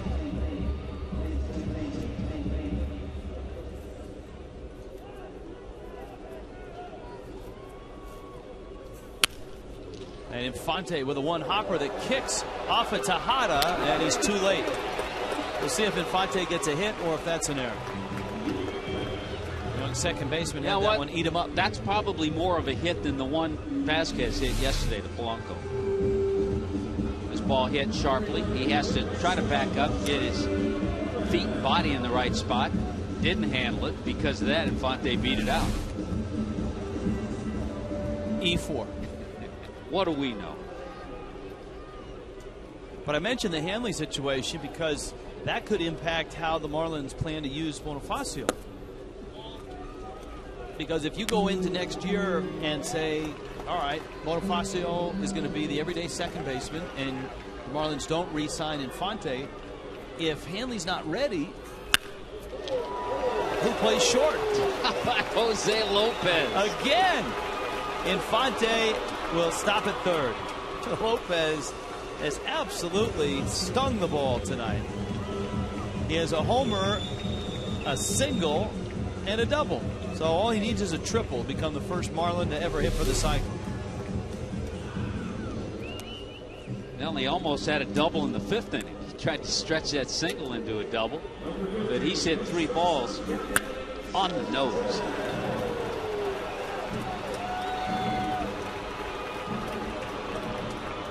Gabby Sanchez has a couple of hits tonight. He has doubled and singled. Let me throw this at you, Rich. Do you think Bonifacio's earned the chance to know where he's going to be instead of coming to spring training and you might be here, you might be there, you might do this?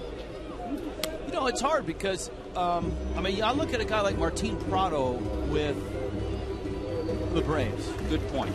Or even Omar Infante, when he was a Brave. Now, they weren't always sure where they were going to play those guys, but they played them.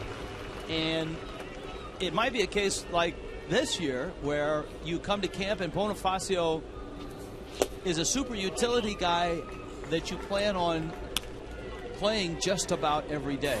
And he's going to get 500 to 550 at bats. Because as you know, and as we've seen with the Marlins or the Mets or whatever team you want to pick, injuries happen and guys go down. And if you have a guy like Bonifacio who you can plug in at 6 different positions, he is worth the money. Absolutely, because he can play all 3 outfield positions and play them well. He can play third, second, and short. He's liable to call us right now and have us represented. That one's going to end up in left field. That's going to be a 2-run single for Gabby Sanchez. And the Marlins continue the route. It's 9-1. Jose Lopez with 3 hits. Bonifacio with 3 hits. Gabby Sanchez now with 3 hits. A couple of RBIs. Gabby at 72 now in that RBI department. It's almost like the walk-off walk has burst open the dam. And the Marlins, who stranded 23 runners, a team record yesterday, have been ultra efficient. They have stranded just 4 in this game. And Morrison, he has stung the ball all 3 of his at-bats. 2 singles and a hot smash that Nick Evans snared at first. That may have been the best ball he's hit tonight.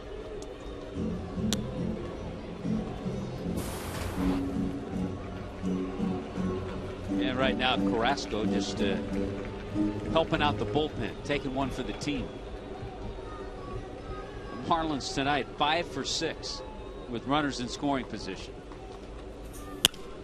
And Morrison knocks that into right center field. That's a base hit. And the sweet swing is back for Morrison. He's driving it up the middle. He's driving it in the gaps. It's back for Lomo and it's back for Gabby. I mean, it's clear. You can see they're both locked in wherever the pitch is. Logan Morrison stays on that ball. You know what? I was looking at his numbers coming in tonight. He was just a little over 200 since the All-Star break. That's not him. His on-base percentage, 376. That's not him. And he's going to finish strong, which will just pour over and lead into next year. And I think he's learned a lot this year, too. Ryota Igarashi in the pen.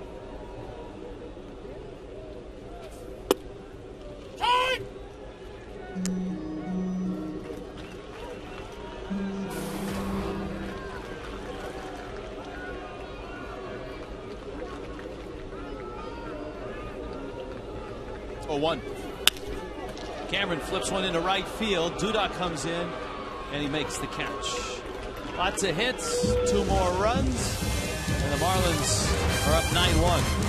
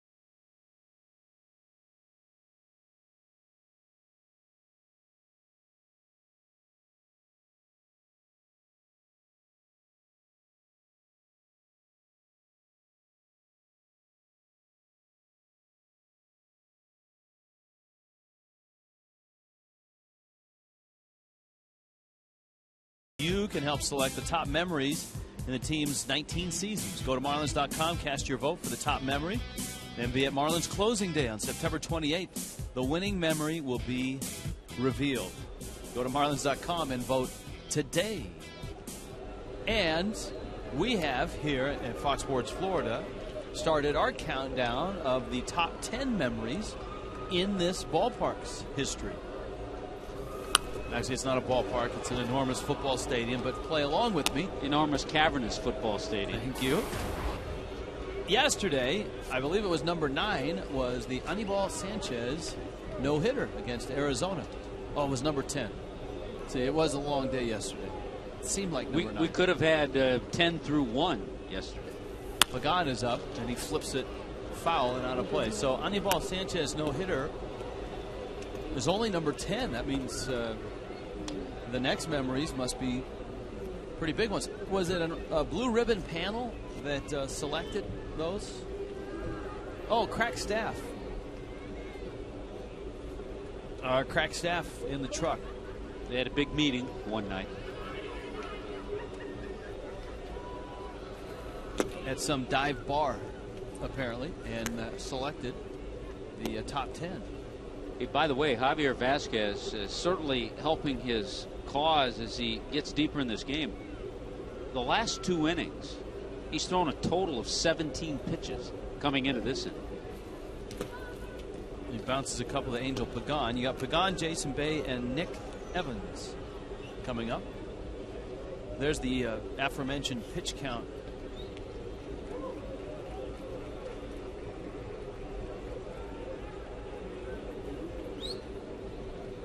The Phillies are putting a whooping on the Braves tonight as that series opens up in Philadelphia. Yeah, and it duly noted that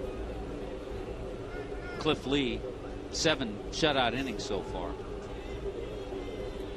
Hunter Pence is having a big night. And Michael Martinez is 0 for 2. Howard's home run, hit a home run, his 31st. Cameron goes back and he makes the catch. So Pagan is out. Number 1, tell me, are you into fantasy football? I am not. Well, if you were, if I was, you would want to create your own fantasy football team at foxsports.com/fantasy.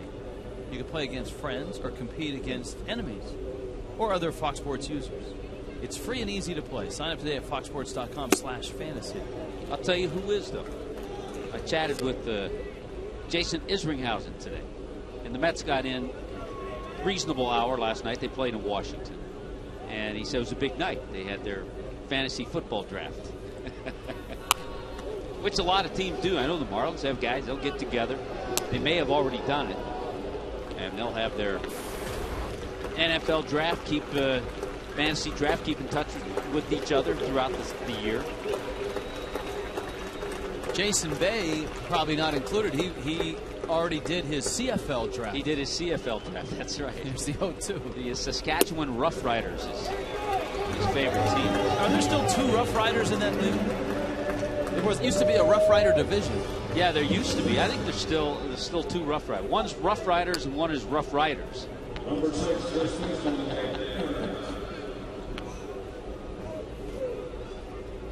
Bay strikes out, and Nick Evans is up. Evans is struck out and lined out.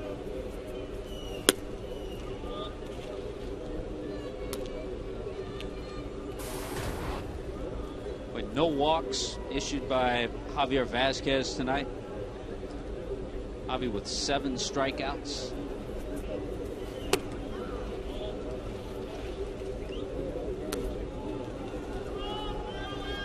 So Vasquez 29th on the all-time strikeout list. Amazing that in April his ERA was over 6. In May his ERA was over 6. Gabby reaches and couldn't come up with it. And I think to Vasquez's credit, it just tells you a little bit about the man. type of hard worker he is, conditioned athlete that he is. I think you have to give some credit as well to Randy St. Clair. Work with him on his on the lower half to drive a little bit better. Remember, they pulled him out from a start, and rather than make the start, they had him work a bullpen side session, and they really emphasized the lower half, and magically his fastball came back from 89 up to 92. That one takes a wicked kick on Infante, ends up in shallow center. That'll be a base hit for Nick Evans. So Evans with a hit. If you present your Miccosukee Ultimate Rewards Players Club card at the stadium box office starting 2 hours prior to any Marlins home game, you'll get a $10 discount on up to 8 infield box seats. Cannot be combined and is subject to availability. Miccosukee Resort and Gaming, get in the game, and you only got 8 left in this cavernous football stadium. The Marlins golf tournament next year will be held at the Miccosukee Resort. Well, you have all the inside information on anything that has to do with golf and the Marlins. So don't ask me the date. I don't think I can give it away quite yet. Fly ball to Morrison, and he makes the catch. And so Vasquez is through 7. Remember, he went 7 shutout innings last week against the Mets, and he's got 7 innings, giving up the 1 run here. In special recognition of the military, USAA will now present the singing of God Bless America. Let's join them.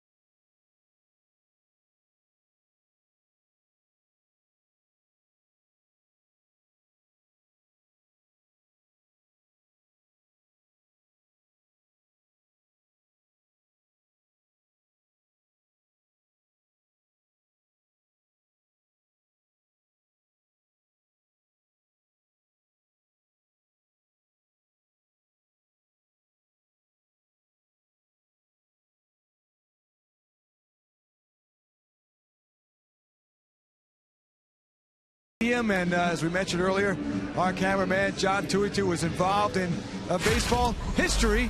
May 31st, 1999, the first time baseball, although the league later ruled incorrectly, used instant replay as Frank Pulley came over to John's camera on the first base side, looked at it, and reversed a call on the field. Actually went against the Marlins, as the case would be, and that National League came out the next day and said, no, we are not using instant replay. It's not part of baseball. But the only reason they did is because this man, John Tuitu, was more than accommodating, quite frankly. John. I was just doing my job. The umpire shows up at my camera position and tells me he wants to look at a replay. So when the umpire comes over to your camera position and wants something, you comply. What did Pulley say? Greg Bonham was over there too. And your first reaction, even if you didn't say it, was, "Are you kidding me?" or not? It was an absolute shocker. The game was on national television, and it was just a normal day. And next thing I know, I was on the cover of USA Today and ESPN, and got a lot of notoriety. It was a lot of fun. You have, I would say, milked this over the years too, huh, John? I have my own replay website. Go to www.johntuitu.com. No, you don't. Get out of here. All right. Well, John was moved from first base to third base, and from what I hear, maybe even the outfield next year. Nice going, John. Just I appreciate it. He's a good man, and obviously a terrific photographer as he captures the shots down low here, this time from the third base perspective. One of the memories we have at this ballpark, guys. Some would say artiste. Little lefty. That's not Ryota Igarashi. Yeah, Daniel Herrera. It's Daniel Herrera. Herrera's a fun guy to watch pitch. Yeah, he doesn't throw hard at all. He's got a little herky-jerky motion, changes speeds.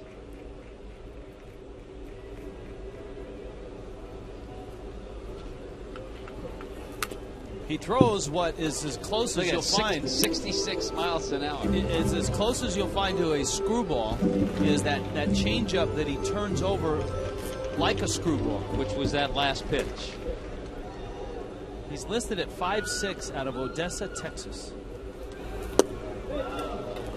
And swing and a miss. Now earlier, as Herrera came out,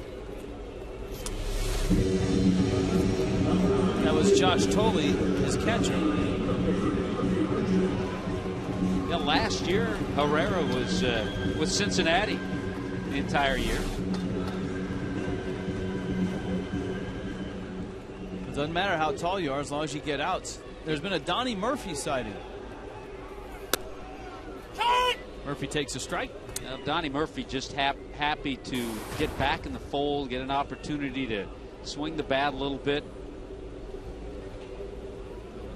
Murphy started the season with the Marlins, but he wasn't quite 100%. The severe wrist injury that he had at the end of last year, had a extensive surgery and repair to the wrist.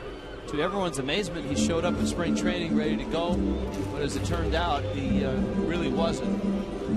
So he spent the better part of the season rehabbing.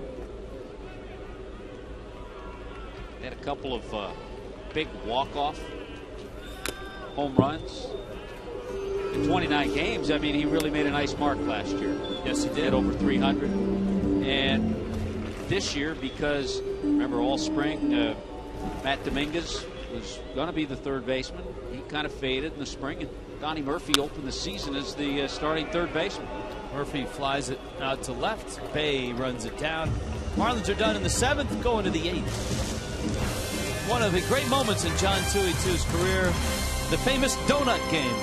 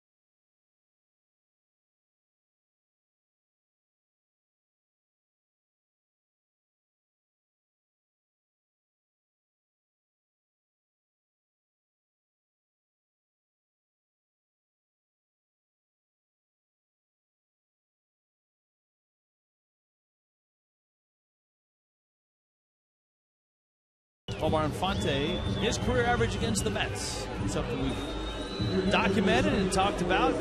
And Infante tonight is 0 for 3, but he's still hitting .352 in his career against the Mets. Well, he's done it in his career, and he's had a good year against the Mets. Some changes, actually lots of changes in the field and at the plate. Willie Harris is up. Harris takes a fastball high. Hey, there's Donnie Murphy at third base now. So he stays in the game.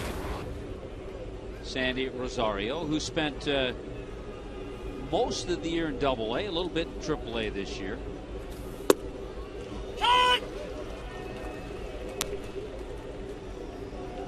Rosario throws a strike.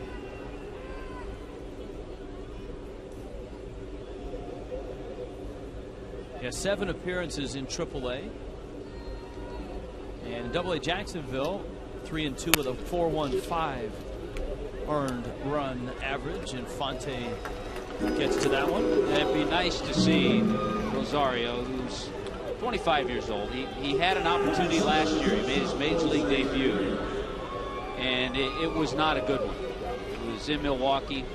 He gave up a home run to Ricky Weeks on the first pitch he threw. A couple of hitters later, Prince Fielder hit a home run.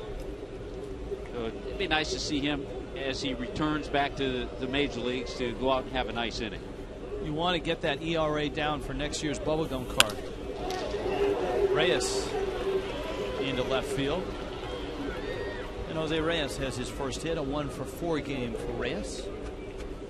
7 innings for Vasquez, 6 hits, 1 run, no walks, 7 strikeouts. That is more like Ryota Igarashi. We knew that we would get Igarashi in this game. We were deked by Daniel Herrera.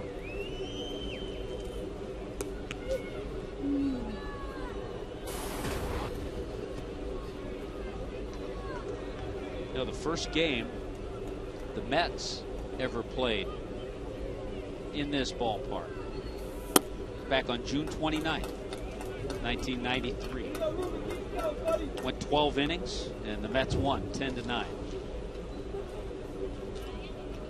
And at that time, 93, Terry Collins, he was on the coaching staff with the Pirates. 92 and 93, he was with Pittsburgh. Jim Leyland was still there. He was coaching under Jim Leyland, which I'm sure he would. That's a good question. That's something we're going to ask Terry Collins tomorrow. I'm sure he learned a lot from the skipper of the Pirates and the skipper of the '97 World Series champion Marlins. It looks like he's going to get his team into postseason this year with the Tigers. Rosario drops in a strike to Ruben Tejada. Tejada 2 for 3 tonight. 7 hits for the Mets, 15 hits for the Fish.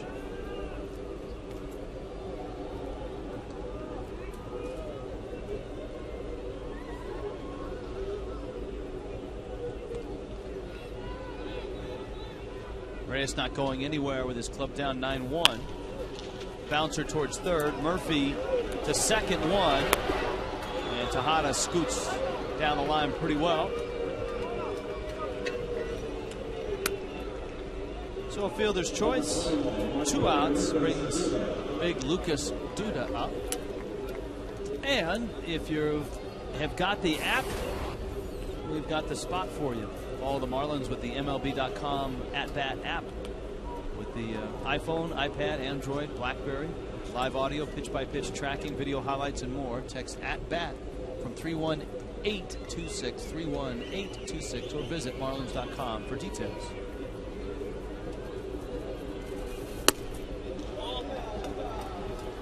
Always exciting when the little app sign on your iPad is flashing with an update or something new.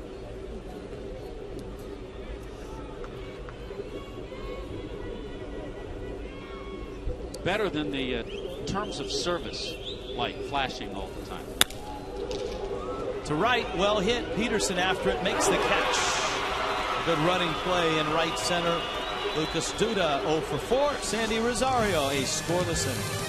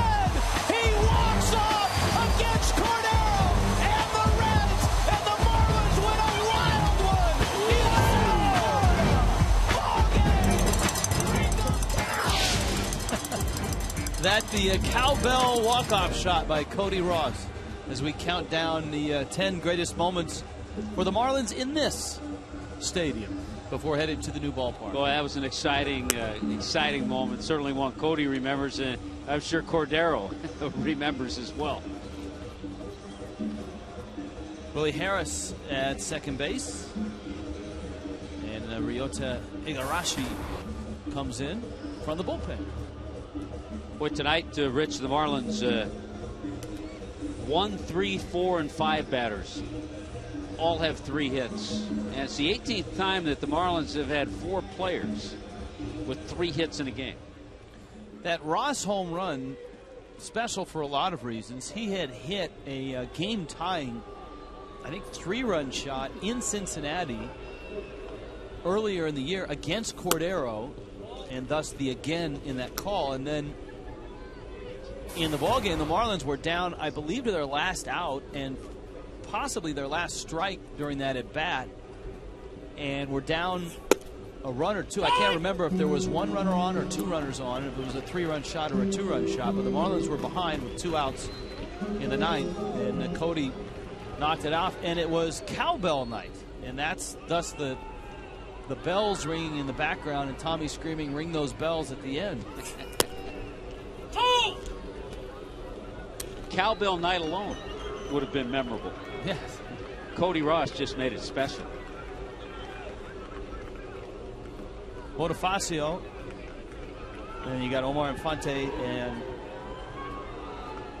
and the pitcher spot due up as Igarashi misses outside.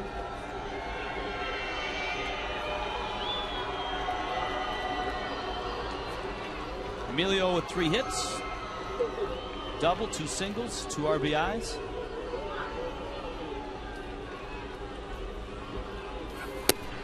What else might we find in the countdown as we get from 8 on down? We could find, well, you got postseason memories, World Series moments. Postseason moments, yeah. I'll bet you there's an Alex Gonzalez. Yeah, maybe an Al Leiter no-hitter, maybe.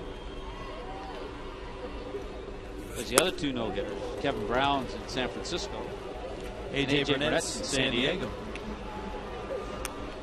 The Alex Gonzalez homer against the Yankees has got to be there, a walk-off shot in the World Series. How about the Miguel Cabrera home run against Clemens in the postseason? Corey, I don't know if this is in there, but how about Miguel's first home run against Tampa Bay? It was a walk-off, right? A walk-off, center field, straightaway center against the Rays.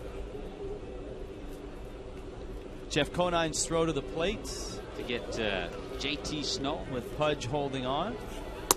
And Ugueth Urbina piling on.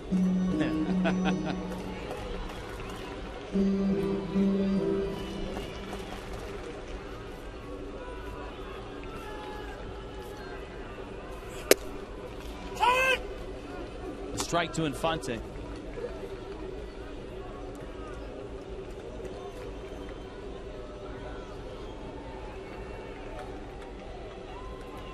Hey! It's John Baker. So Bake's coming up here in the bottom of the 8th.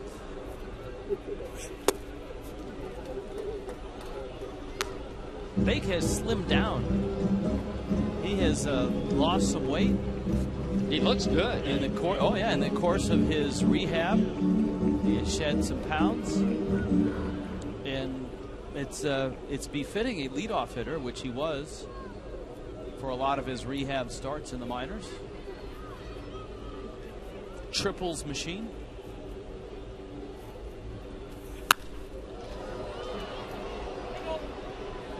Fonte fouls it out of play. Toyota trend tonight. 15 hits, one shy of the season high, set in a 9-inning game on the 13th of June. Quick pan, there you go. Always have to have the hitting coach, too, when you're talking about hitters. So a good shot of Eduardo there. And followed by hitters. Yeah. Well choreographed.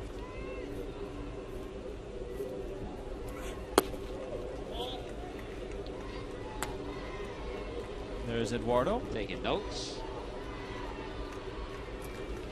Brian Peterson has one hit, but he's been on base a couple of times. Has an RBI, a stolen base. Hit by a pitch.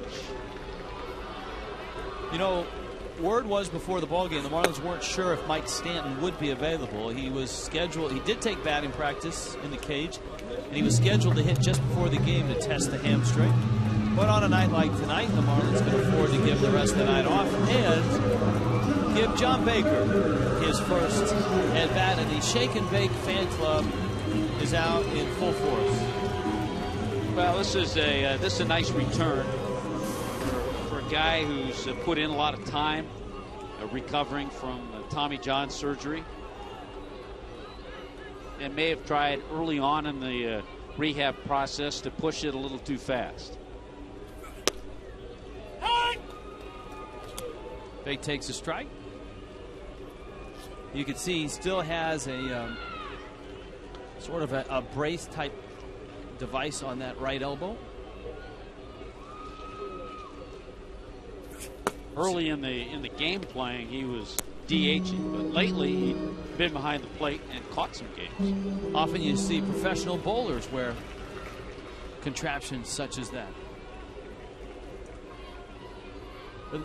Very different for, talk about position players rehabbing from Tommy John. For a catcher, it's totally different because the catcher throws so much and puts such strain on the arm when he does throw down to second or to third.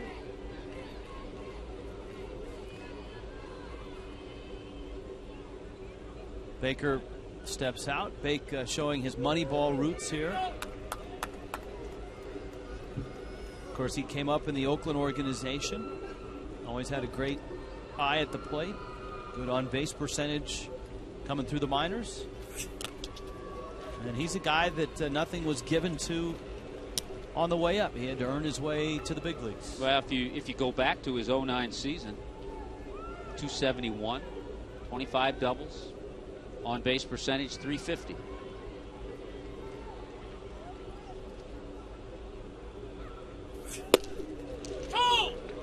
Strike on the inside corner.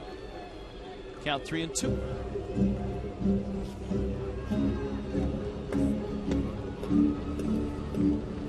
that was just on the inside corner.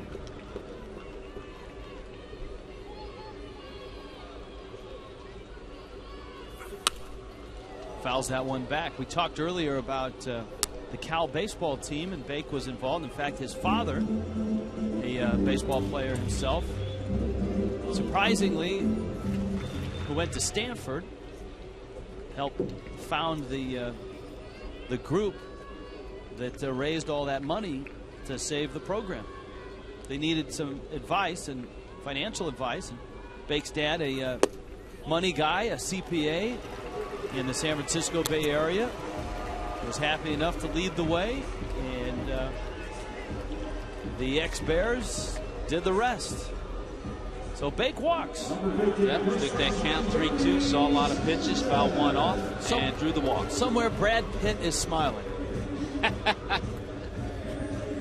You going to run out and see that movie when it comes out? I wonder if Bake is in the movie.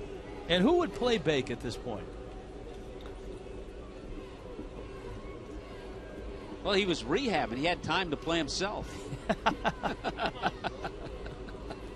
Who was the, you know, one of the, and I don't know if this will make the movie because it didn't turn out so great. One of the celebrated draft picks in that book was a catcher named, I believe it was Jeremy Brown. And it apparently, to Michael Lewis, the author of the book, typified what the A's were doing and nobody else was doing, that they were finding a guy with a high on-base percentage. And Jeremy Brown was the best example of that, a guy that nobody had on their draft charts, but the A's did. I don't think it worked out so well for that player. I think he ever got close to the big leagues. But Bake certainly got to the big leagues. And happy to be back. Talking to me before the game, he's thinking about it, and it certainly would be good for him to go play winter ball, just to get some reps, get some at-bats, get a little time behind the plate.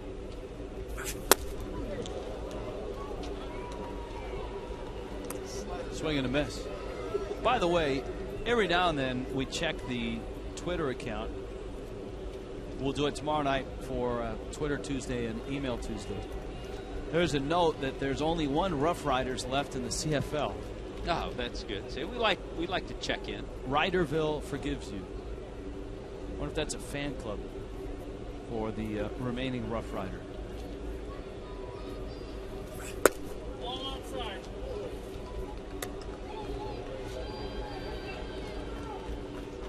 Chris Hatcher in the bullpen.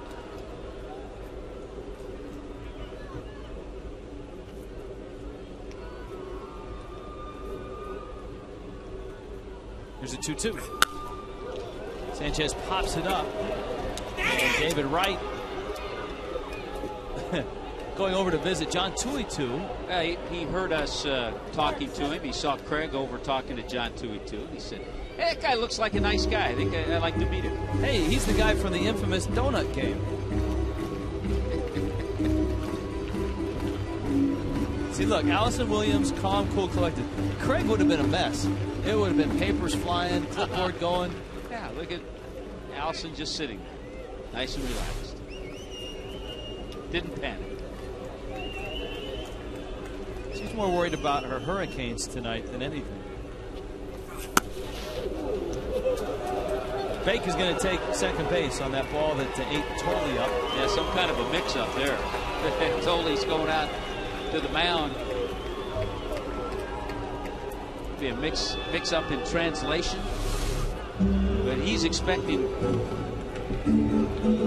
a breaking ball. It gets the fastball and almost takes his mask off.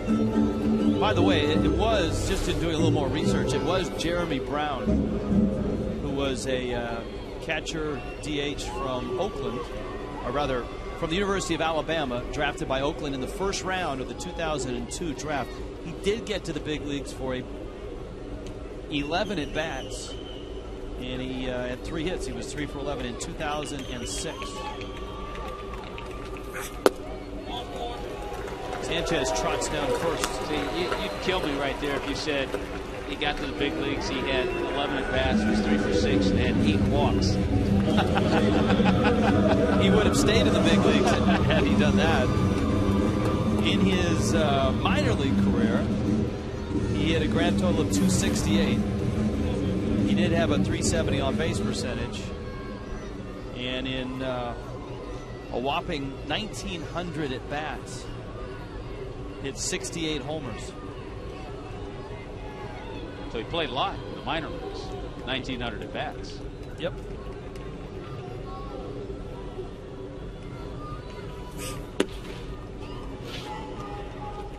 Igarashi struggling throwing strike. Got the first 2 outs, 2 strikeouts. Walked Baker and walked Gabby. Logan Morrison is 3 for 4.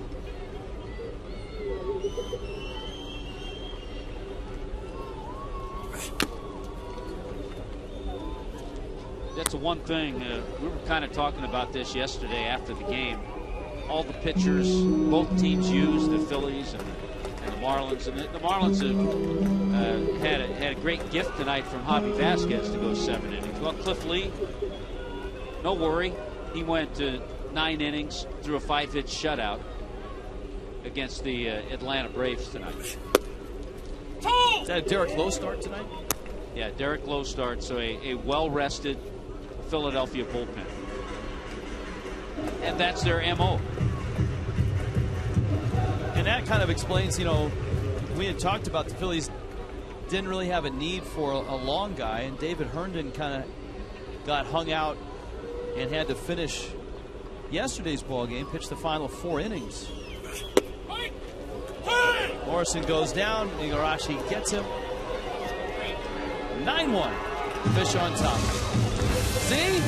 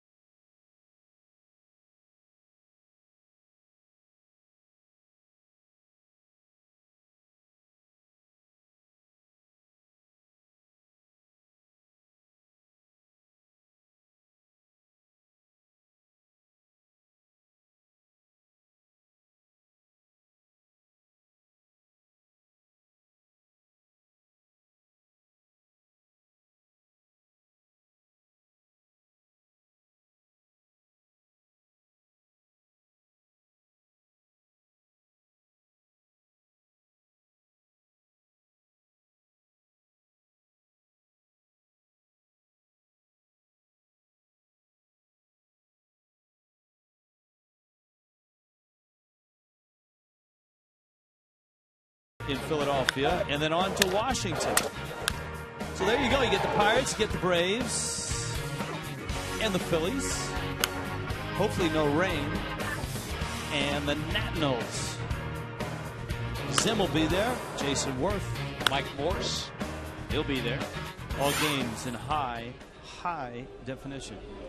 David Wright takes a strike. Tommy.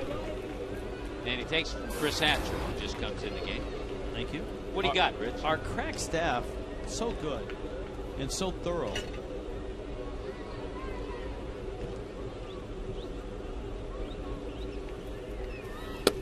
Breaking ball misses down low. Christy Mathewson, at the start of the game, had 2,502 strikeouts. That according to Stats.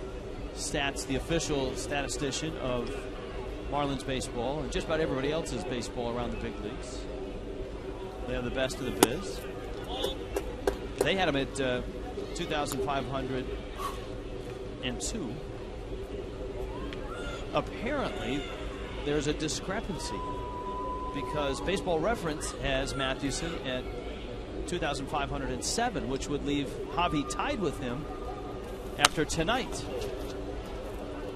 So we sent a note out to Stats, and we got a note back from David Sherman who says, we've checked numerous other sources, and there appears to be a real discrepancy as to which number is correct. Multiple credible sources cite both numbers. So we can't say with any certainty which one is correct. We do know that the discrepancy lies in that 1902 season. There were very few games televised at that point. Not a lot of online service. No, at that time. It was very slow at that time.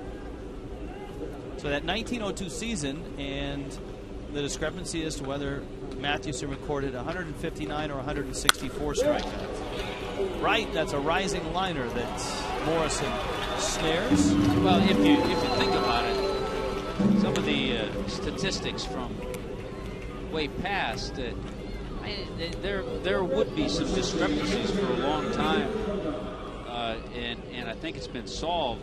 There was a discrepancy in the single season RBI. Hack Wilson.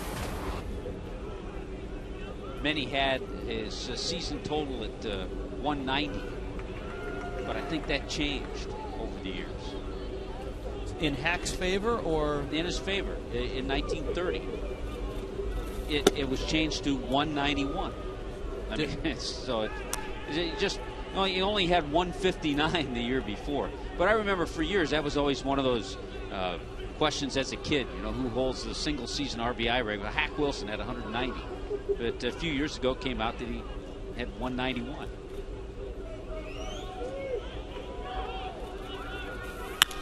.1-0 pitch. Lucas Duna hits it a long way. Peterson on the run, and that ball is off the wall. It's Pagan, rather, and he's on his way to third. Angel Pagan got every bit of that one and did everything but hit it out. Fourth triple. Now the Mets fit a couple of triples tonight. David Wright tripled back in the fourth inning. Pagan, who's come on much better the second half of the season, hits this ball really well. Peterson can't run it down, and the Mets have a runner at third. And Jason Bay climbs in against Hatcher, trying to finish this ball game here in the ninth inning.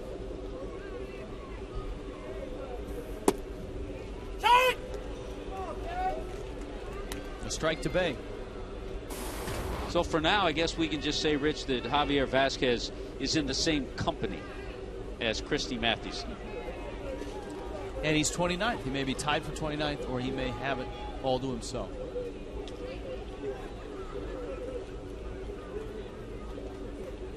He's going to get, what, 3 more starts at least? He'll be starting one of those games in Pittsburgh. Good Pitchers Park? Yeah. There was at one point, we looked at that series with some curiosity as to whether the Pirates would be shooting for a winning record. And Pittsburgh started play 12 under. Kind of the same area where the Marlins are at this point. The Fish with a win here would go to 63 and 77, 14 under.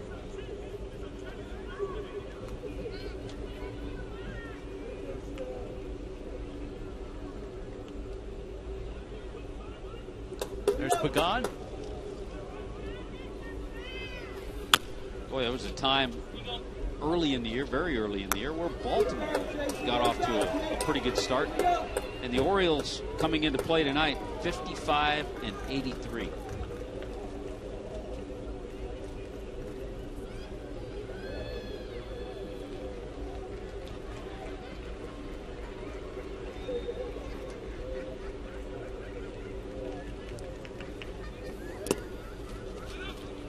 Got to be a long year for Jim Palmer and Jim Hunter.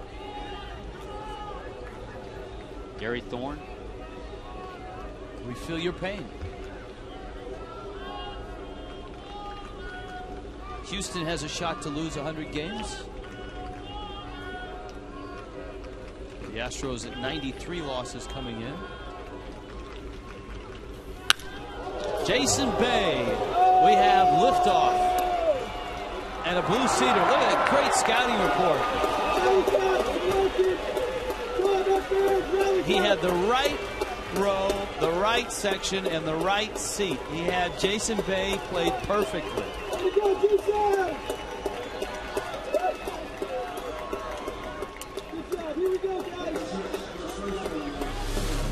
Well, we've seen Chris Hatcher work the fastball, try to work the slider until he commands, and he'll need work on that next year in the minor leagues. He'll have to work on commanding the slider and his other pitches, his secondary pitches.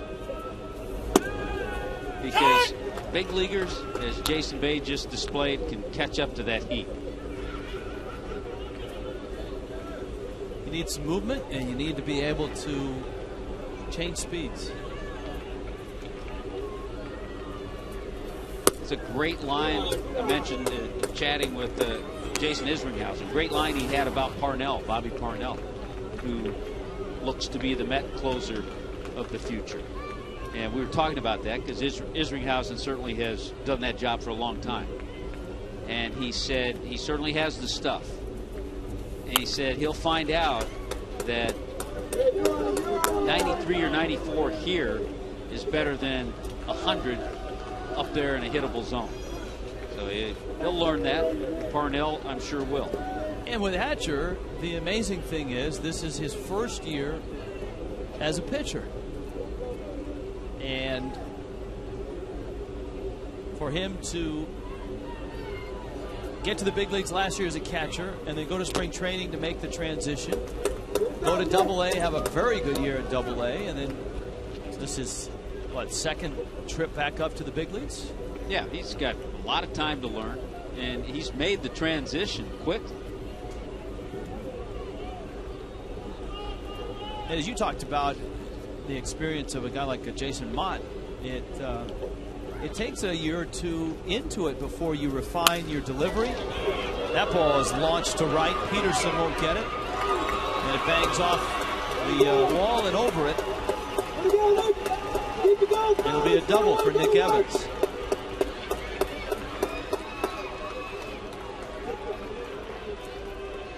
Well, Hatcher just tried to get through this. Has now given up. But he's almost given up the cycle. He's given up the triple, a homer, and a double. And as we talked about in conversations with Jason Mott of the Cardinals, who, by the way, has been slid into that closer role the last few outings.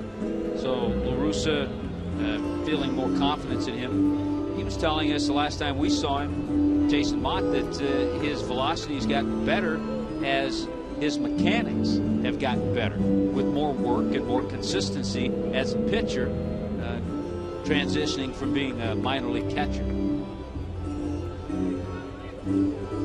Hatcher is usually on the other end of these discussions.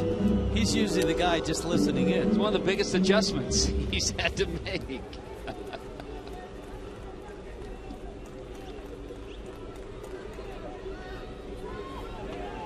Sees John Buck coming out, and he's saying, I know what you're doing. Yeah. I know why you're here. I know when a manager makes that little move like get out there and stall.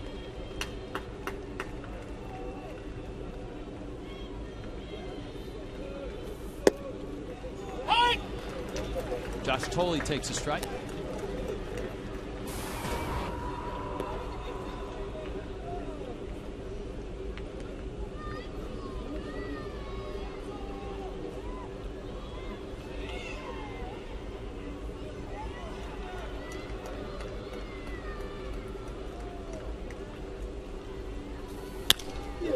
One is hit out to Infante. And you'd like to see Hatcher get out of this himself without having to go to him. Hey, the key tonight, and one of the nice stories, was Javier Vazquez. Again, 7 shutout innings against the Mets, back-to-back starts. and getting lots and lots of support. Willie Harris for his second at bat.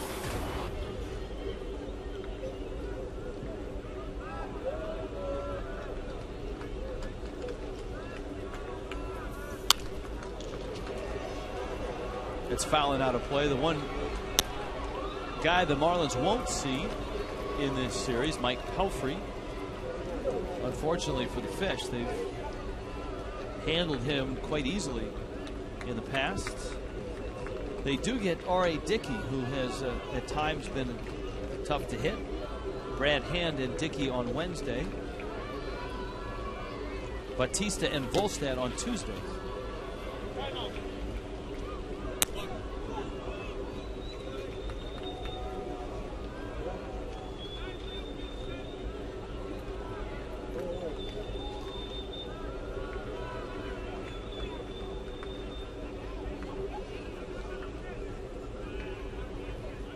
Here's the 1-1.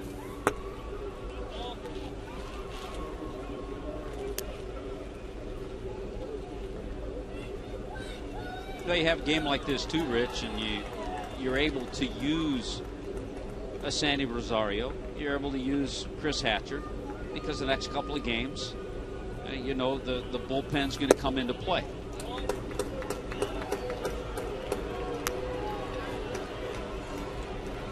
Three and one.